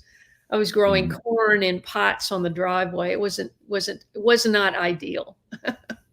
Yeah. You can do it. You can do it. And again too, I came out of a lot of getting to meet and see you and visit you at that garden space that you Harley did. one says he remembers that video. Oh yeah. I was like, I remember that one. But yeah, it was again too. You were utilizing space in so many ways. You were like you had this driveway running down the side of the house. You had these things growing and doing things there. You had the back space, and you were growing up on things and doing stuff. And just it was getting to see a lot of that inspired me to come home and start looking at like my alleyway space differently. And how all these other spaces around me, how I could utilize those for growing food too. So, I mean, bamboo is not, bamboo shoots can be food, but I didn't grow bamboo for food. But at one point when they put the 2 McMansions on either side, because both of those old timers passed away and they sold the properties, and they put up, the same developer put up on both sides, put up these 2, what we called McMansions. These over bloated, huge houses for a small lot. And so it was like towering.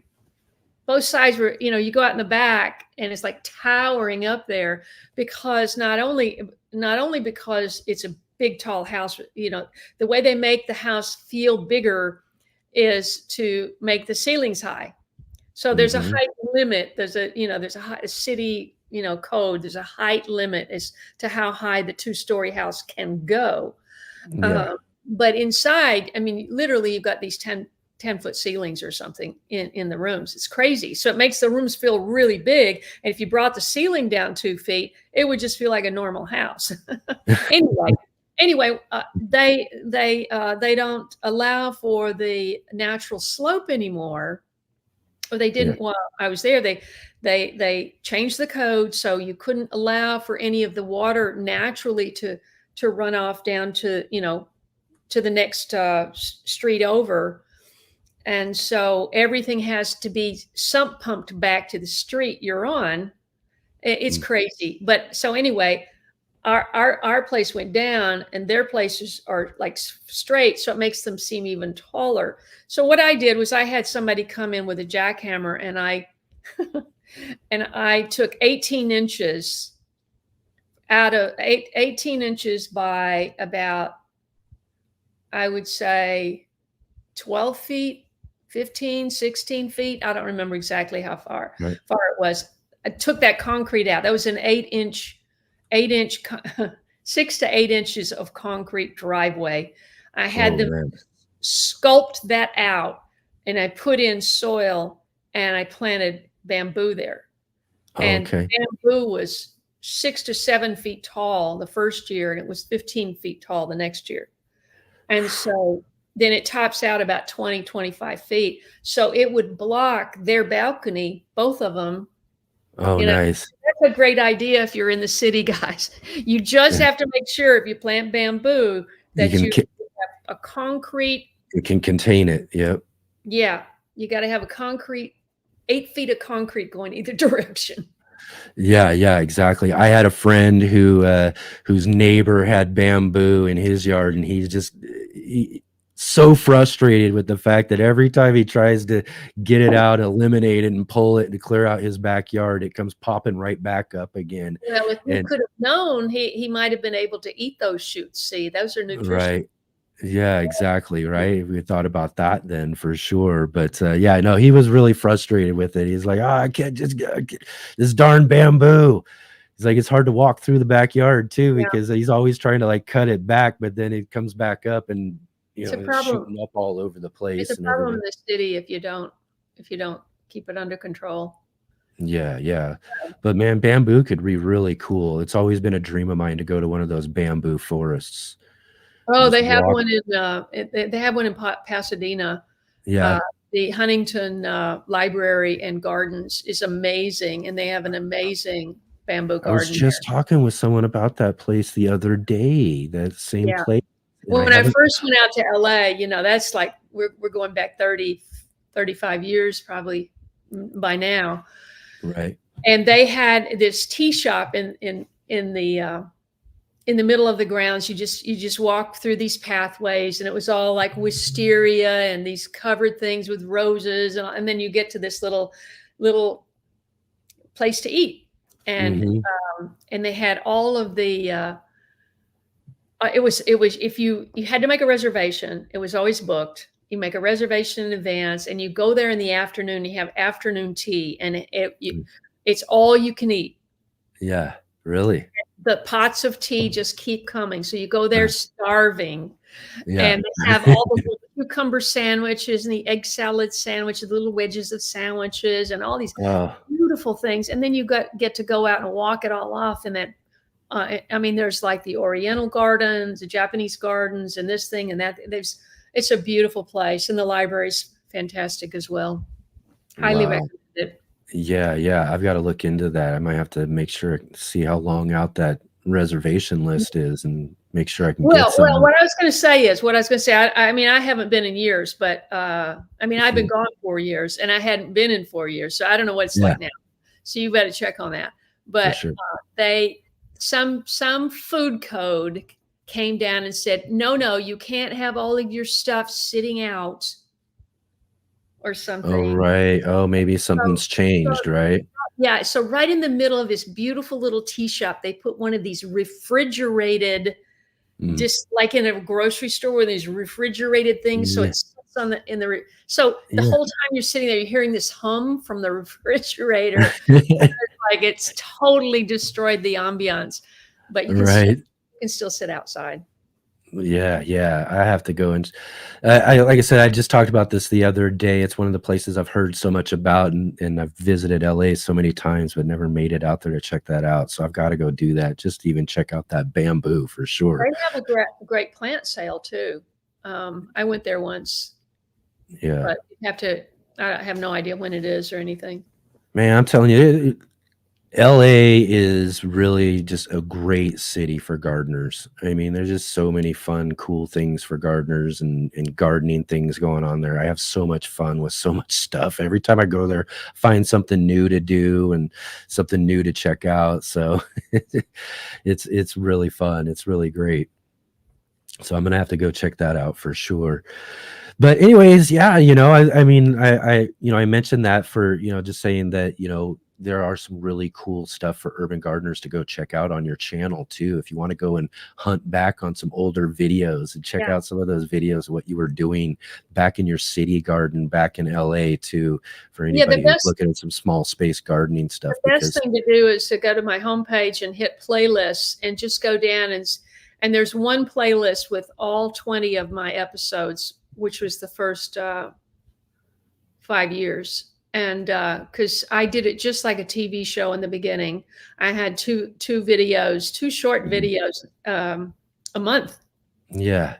Because I had a production team and I didn't pay them very much. So they had to work me in when they had a chance. Exactly, so, right. Yeah. So there's no way we could do what we're doing now, is like cranking out 2-3 videos a week, more maybe.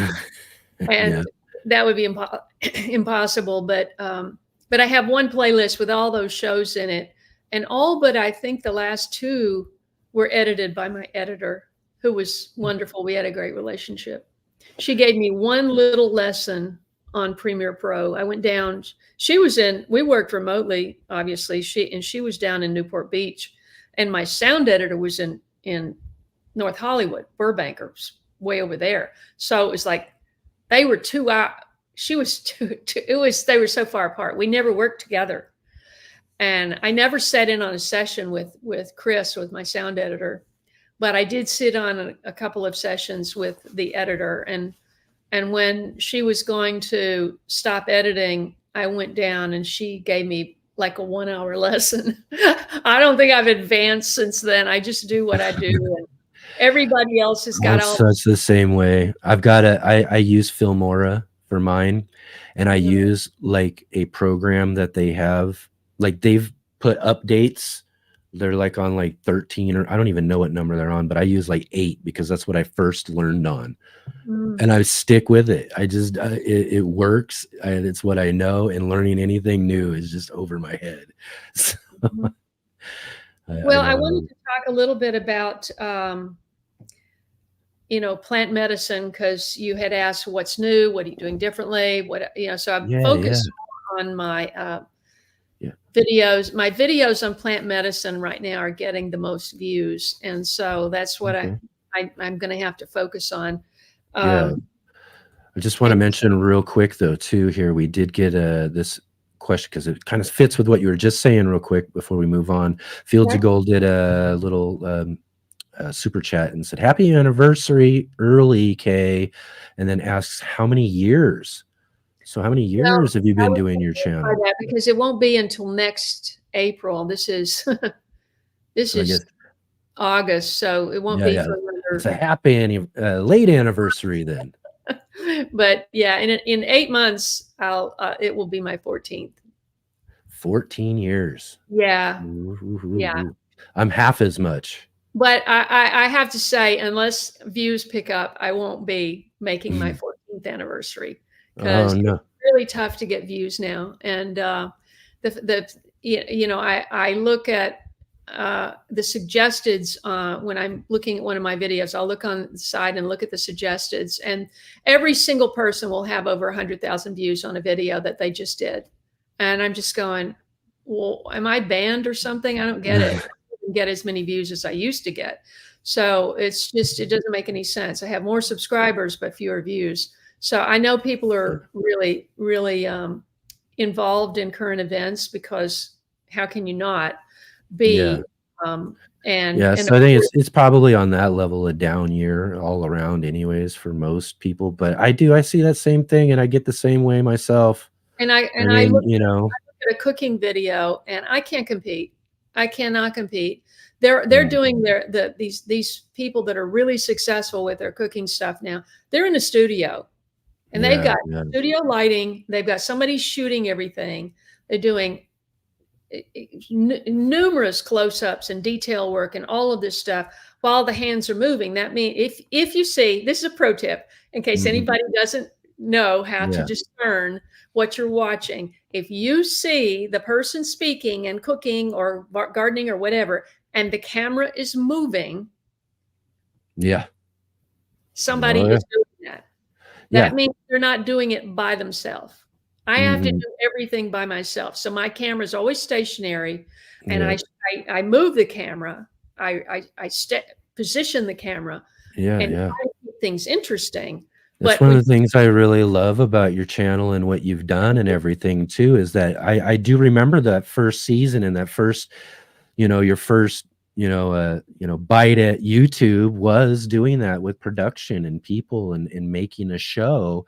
But what I loved was that you came to YouTube doing that, but learned, wait a minute, YouTube's more of a place where we do this, and it's more of a, kind of a, we create an audience by making things and content ourselves, in a sense, well, I was just and I pointing. really enjoyed that transition you made from doing that sort of thing to being a lot more personable and doing the things yourself and all of that. And again, taken back to when I first met you at that Heirloom Expo, you were there with yourself, right there with that camera, and that was the first thing and piece of advice you gave me, was how to set the camera and get these angles and stuff.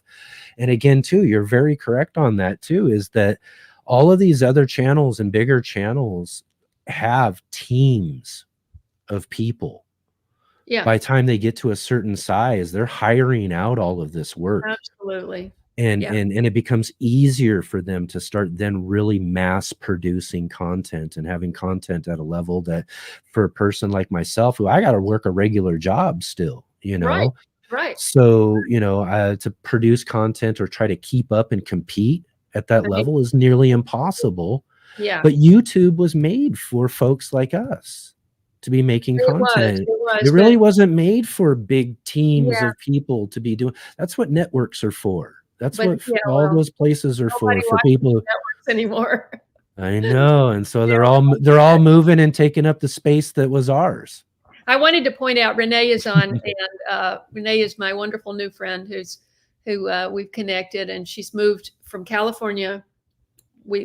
She moved last year, so she moved 3 years after I did. But she says, I miss how California used to be. It was the best place to grow up. I didn't grow up there, but I grew up here. But she grew up there. I miss the clear waters, the blue sky, the pristine beaches, the year-round gardening, the weather, and my beautiful home there. Yeah, I know.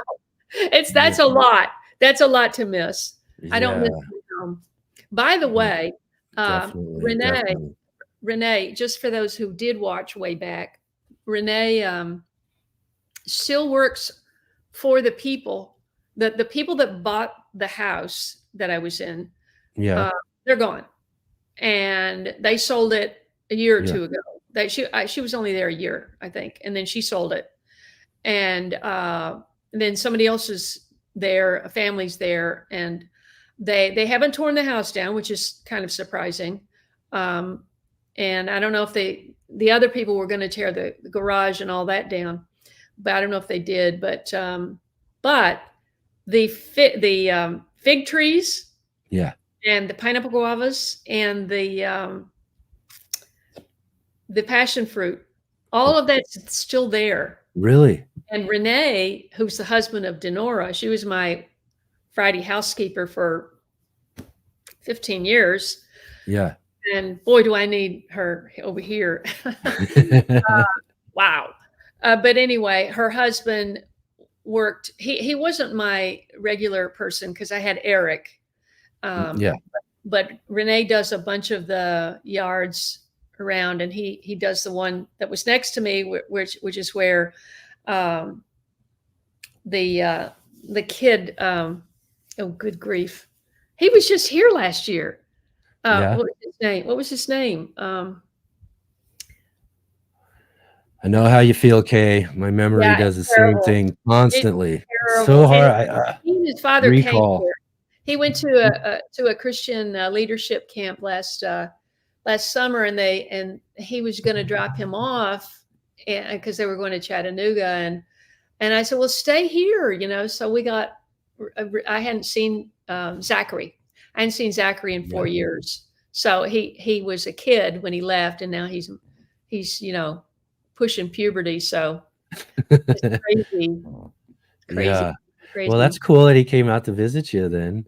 And I really like the idea that there's some things that are still growing and all of that over there too. So yeah. I wonder if have they told anybody, or the person who owns the house now, that their house used to be a YouTube garden? I don't know. I'd I find that interesting to go back and look at the I know. space. I always think like eventually someday someone's going to live here where I live, Yeah. and which I actually just found out recently from someone who has lived here many, many years, that I've lived here for now about 13 years, and the person who lived here before me lived here for like 20 years. Wow. So yeah. So I just found out that recently too. So Mhm. that's kind of interesting. But I always figure there's gonna be someone eventually who will be living here. So you'll never know that this is all this big, awesome garden and this whole thing maybe by that point in time. Things Well, move and change. some of your other questions here. Oh, Let's see. What do I enjoy most about gardening? The Dezz was talking a lot about insects and stuff. And when I was in Mhm. California, I was part of the Western monarch migration starts just north of LA. And so we actually made that migration, and it goes from LA area up to Santa Cruz. And I did a video on that. Jay, I don't know if you can find that. That was a really great video. Thank you, Jay, for Yeah. sharing that last video. But Jay it does was an the awesome monarch, job it was sharing your the videos. monarch migration, Jay. I don't know if you can find it, but it was amazing. And I was raising monarchs there and stuff. But here, the monarchs, the Western migration is separate from the main migration from, the Rocky Mountains separates those migrations. California over here, there's a Western migration of 1 million or so, maybe not even that many now. And then the big migration down the middle of the country went to Mexico, and that used to have many, many, many millions of butterflies, and then that was just decimated by Roundup, basically. I mean, basically because it killed all the milkweed, which is a weed that grows in the crops. And once they started killing all the weeds with the industrial agriculture, it just decimated the monarch. Anyway, here I have only seen, I think, 4 monarchs since I've been here in 4 years. Yeah. It's not. It's very uncommon to see one. Are you trying to grow milkweed too, though? I do have. Well, I have a butterfly bush, and I have big milkweed plants over in a raised bed, but still hasn't bloomed. They're not going to do anything if they don't see any blooms. So I don't know what.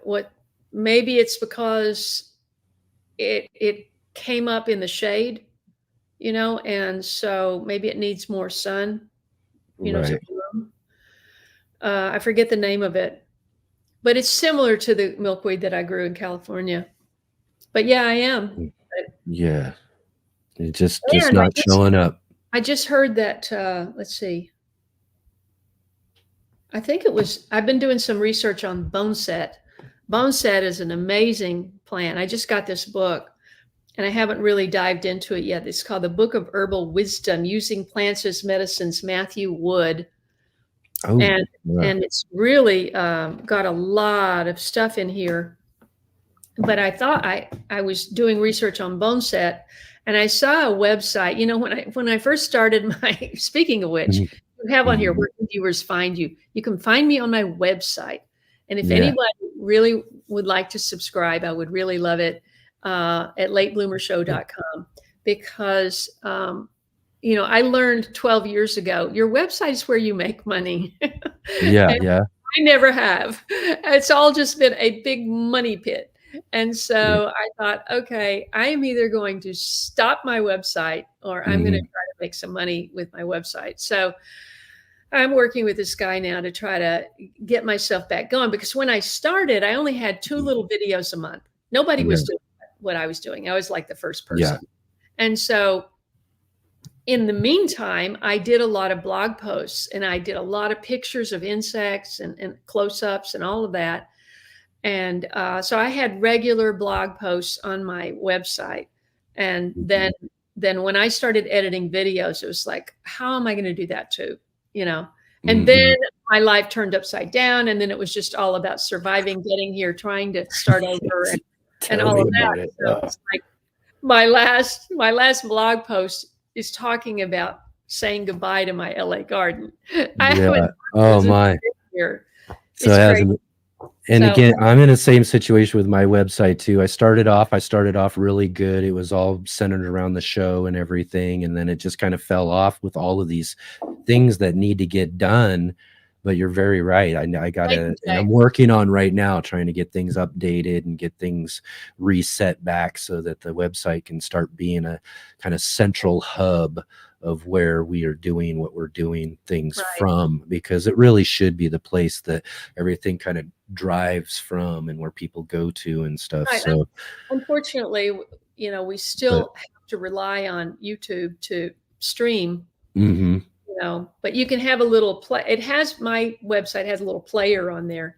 I mean, I used to have just the basic blog, and they go, listen, you need to have this, you need to have that. And all of a sudden, this website costs me at least $1,000 a year, at least.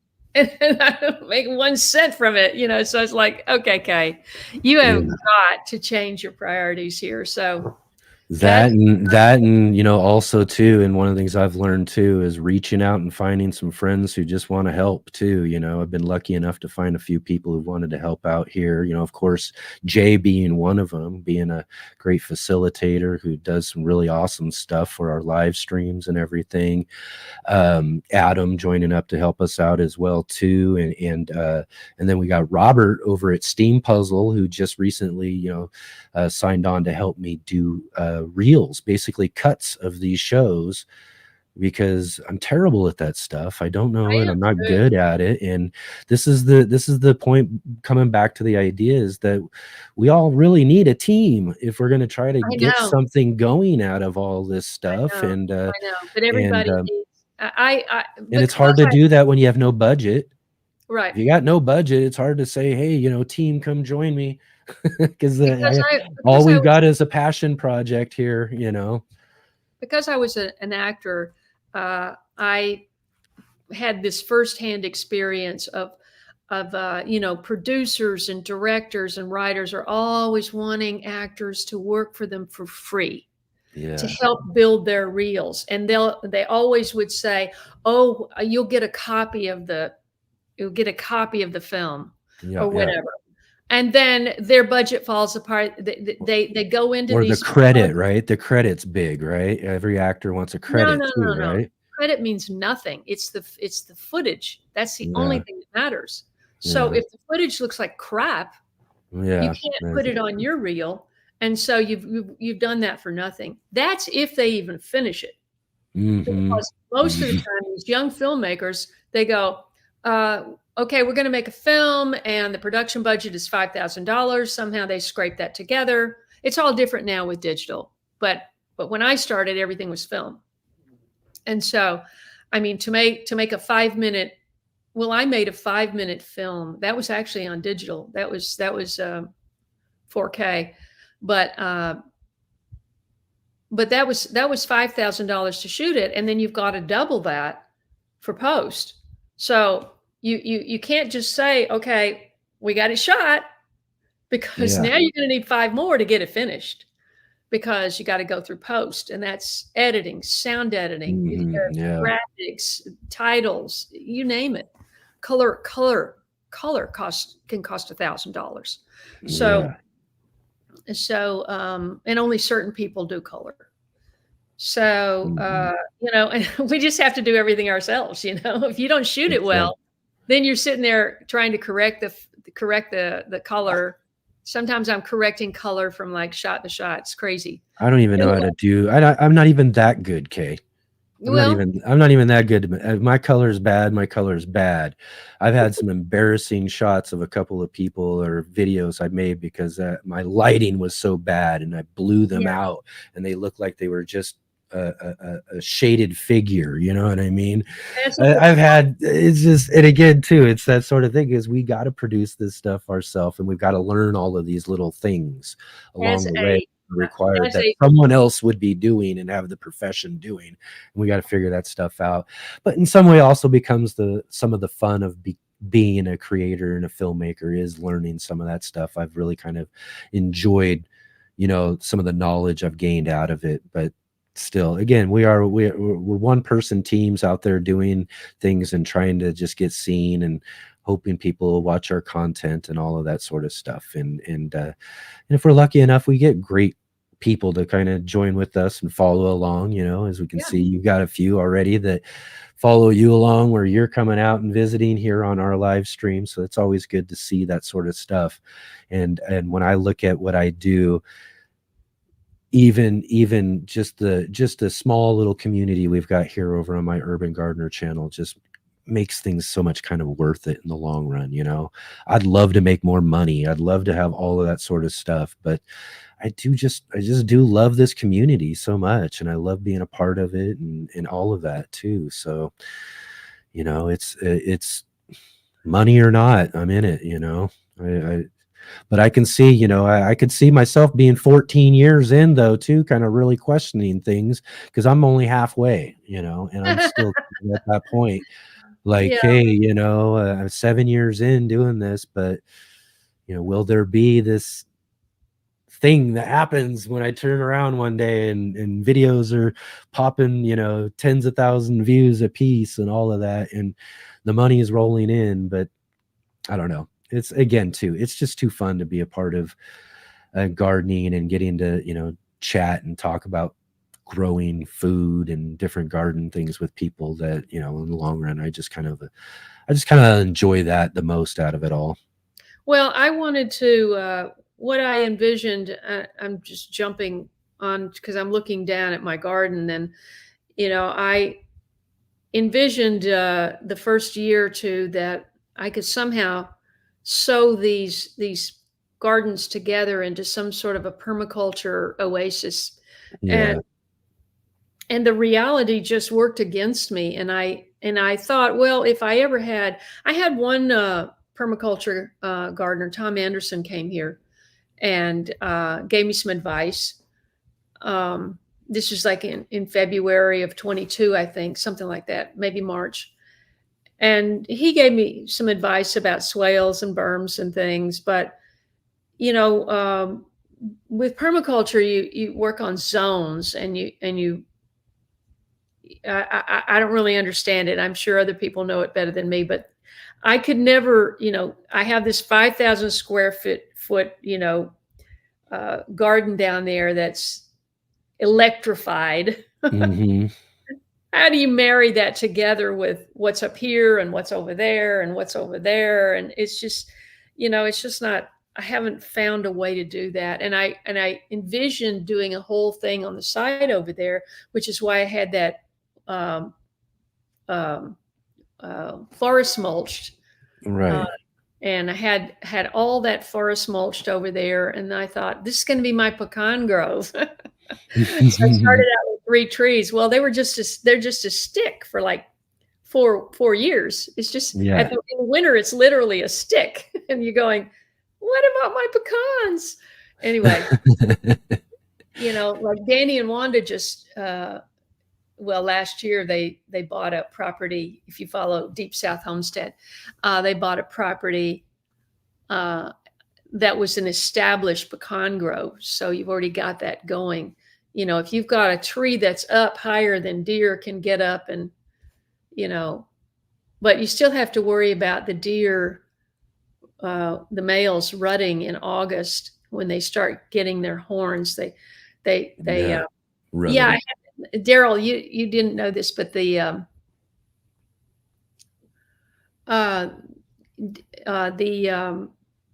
willow tree. So when we were looking for a house for property for me here, Denise and Daryl, my 2 friends from Baxter, they were my boots on the ground. I'm in California. I'm seeing stuff on Zillow, and they're going and looking for it, So, but then I did make 3 trips over, and we went together to this one place, and he went back or went there before me or something, and he excavated a little willow sprout. Mm-hmm. And I've always wanted to have a willow tree.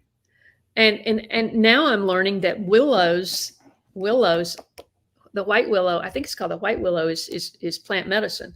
So I'm learning about that. But anyway, I came here and I planted it over here by the cistern, and then somebody came, and it was doing great. And somebody came and said, "Oh, you planted that too close to the cistern. You know, those roots are going to destroy your cistern." So, oh gosh, okay. Well, I guess I'll have to, we dug it up. We planted it over there, which was kind of on the side, not down exactly. All the water from all this property goes down that way and under a culvert, under my driveway and down to the river. So I thought, well, it's close enough to that water coming down because willows love water. And so I didn't have it protected in August. And the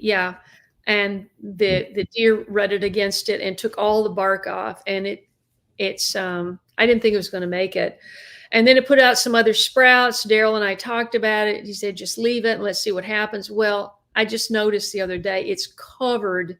All the leaves are rolled up. You know, whenever you see a leaf that's curled up and stuck together, you know that there's a pupa, caterpillar forming in there. Exactly. So I don't know what kind of worms it is, but every single branch, I'm just looking at the branches and every single one has, and the trunk looks terrible. So I'm thinking I have to scrap this tree after 4 years. That's one of the things about trees though, man. They're a long time dedication. And sometimes, like you said, you can be years into them before you realize that it might not be working out at all too. So that's not really good. See, I wanted to mention this comment too real quick. Sherry Hicks jumped in here too and said, I don't think we let you video creators know how much we appreciate your channels. We get so much help and advice for your gardens that we don't get from anywhere else. Thank you. Well, thank you, Sherry, for saying that. It's really awesome of you to say that. Thank you. Every time you're feeling discouraged, a creator is feeling discouraged, you go to your comments and you see these really encouraging comments and you go, oh, okay, that's why I'm doing it, you know. Exactly. And that's kind of the thing about it, is that I got so many awesome people around me all the time. So it's hard to kind of not really appreciate, you know, what it is and what I've got through all the work I've done because of the people who follow and constantly are just, you know, either complimenting or, you know, just kind of lifting my spirits and stuff at times through all of the work that it takes. Because again, it is just us doing this work all ourselves and doing all of that. So again, you know, Kaye, you know, I really want to say thanks again for, you know, spending the time. It's just amazing how much fast time to answer your question, what are your favorite things to grow? I just wanted to answer. Okay, yeah, definitely. Flowers. And in California, it's tropical fruit, but that doesn't work here. That doesn't work here. I have yet to have my first lemon here. I've gotten calamondin lime, but all that has to be brought in the winter. And basically, you're just fighting the mealy bugs all winter, hoping that they survive. In fact, my kaffir lime, these are trees that I brought from California. My kaffir lime this year, it got attacked so bad with the mealybug. I just thought there wasn't a leaf on it. And I put it out like in April when it was still cold. And I just said, okay, I'm just going to set it outside and I'll take it and drop it off in the forest at some point. And it's done. I can't, you know. Okay. Yeah. So if you could see that right now, it's like, it just grew back. You know, it's full of green leaves. So, you know, I can't throw it away now. No, you can't. You can't at all. No doubt. For sure. I was going to say, one of the, someone asked me, is like, if you could see yourself as a plant or one of the things you grow in your garden, which one would it be? And I said a sunflower. because I love the sunflower. I love the sun. I love summer. I'm out in the sun. I'm following it all day long.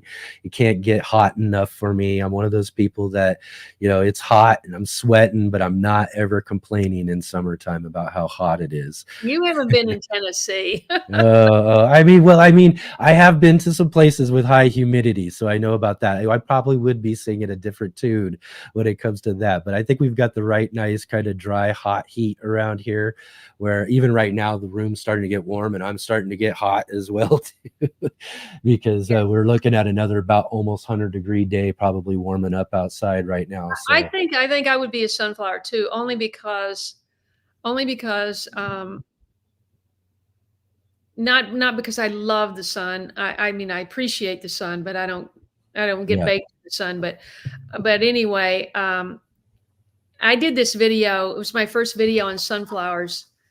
Jay's probably so good he could probably find that. But anyway, I had, and one of the benefits of having an urban garden, if you do have an urban garden, is make sure you're growing something in the front yard so that you can interact with neighbors going by and just spread the word. Great idea. Great idea. Growing your own food. It's so important. I spend a lot, hours and hours every week talking to neighbors going by and answering questions and children and showing them the monarch caterpillars and having them taste edible flowers. I mean, like the pineapple guava flower is very sweet.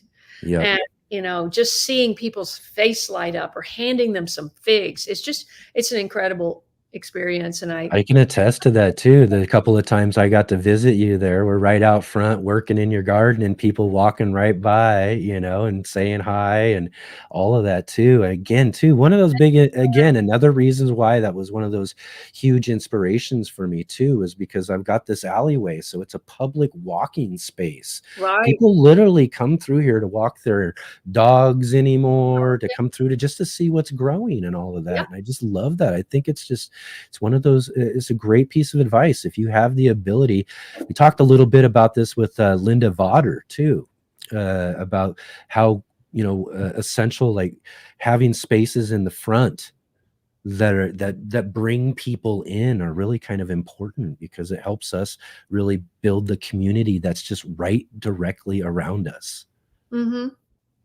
Yeah, that's such great stuff. But I mean, again, too, I could sit here and talk with you all day long, and it's amazing, like I said, how fast time flies by here for our show and all of that too. But again, I just want to thank you again so much for spending your time this afternoon to come and have a conversation with us here on the Let's Get Growing show, and just really wonderful to be able to catch up with you again here. Well, and likewise, thank you so much. Yeah, absolutely. And again, too, for everybody who's following along, and I know there's a lot of people who already know Kaye in the chat already, but if you don't know Kaye already, I do have a link right down below in the description, so you can go right away and go check her out, check out her channel. And as we like to say with all of our guests who join with us on the show here, is we love it if you go and just run right over there too, to both of our guests. We've got Dezz with us today, we've got Kaye with us today. Go over there, subscribe to their channels, go hit up one of their recent videos and leave them a comment. This is a big thing. Leave comments, interact, hit the like buttons, all that sort of stuff with their comments, but comment on their videos. Let them know that you saw them right here on the Let's Get Growing show. So Kaye, again, it's so wonderful to have you here with us. And again, I hope all of you go and check out her show. Thank you so much. Thank you to all of my subscribers that are here. I really appreciate you tuning in.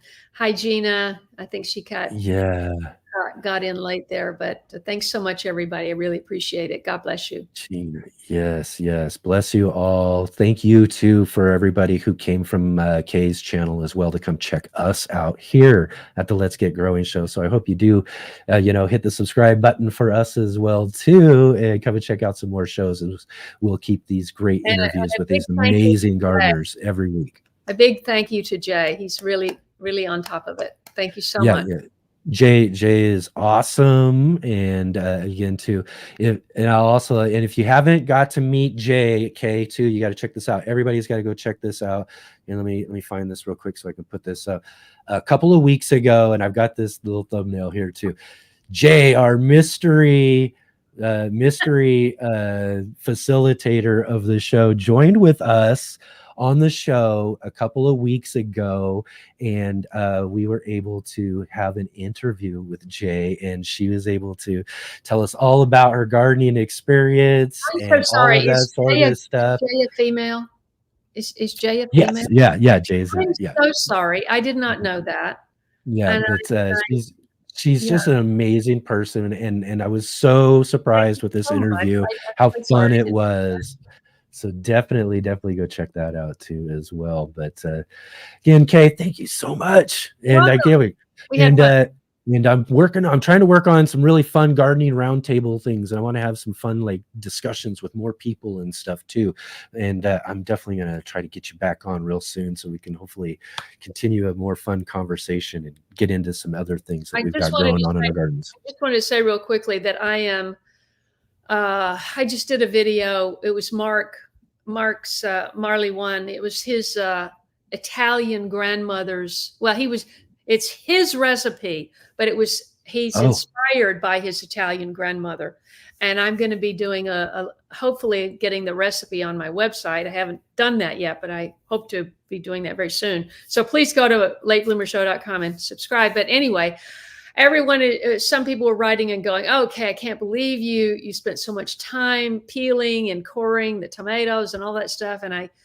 And they're right. It's real pain. It takes forever. And so today I am steam juicing the rest of the tomatoes because I had to. They're starting to go bad. And I'm telling you, nothing smells worse in your kitchen than a rotten tomato. Ooh, keep in mind. Yeah. Rotten tomatoes are horrible. Yeah, definitely. Excellent. Again, like I said, we'll find a reason. I can find a reason to keep talking all day long, especially with you, Kay. But thank you so much. Okay, God for bless joining with us. But actually, if you want, hold on for just a few minutes too, and I'll catch up with you just for a minute after the show as well too. But again, we'll see you again on the show real soon. Thank you.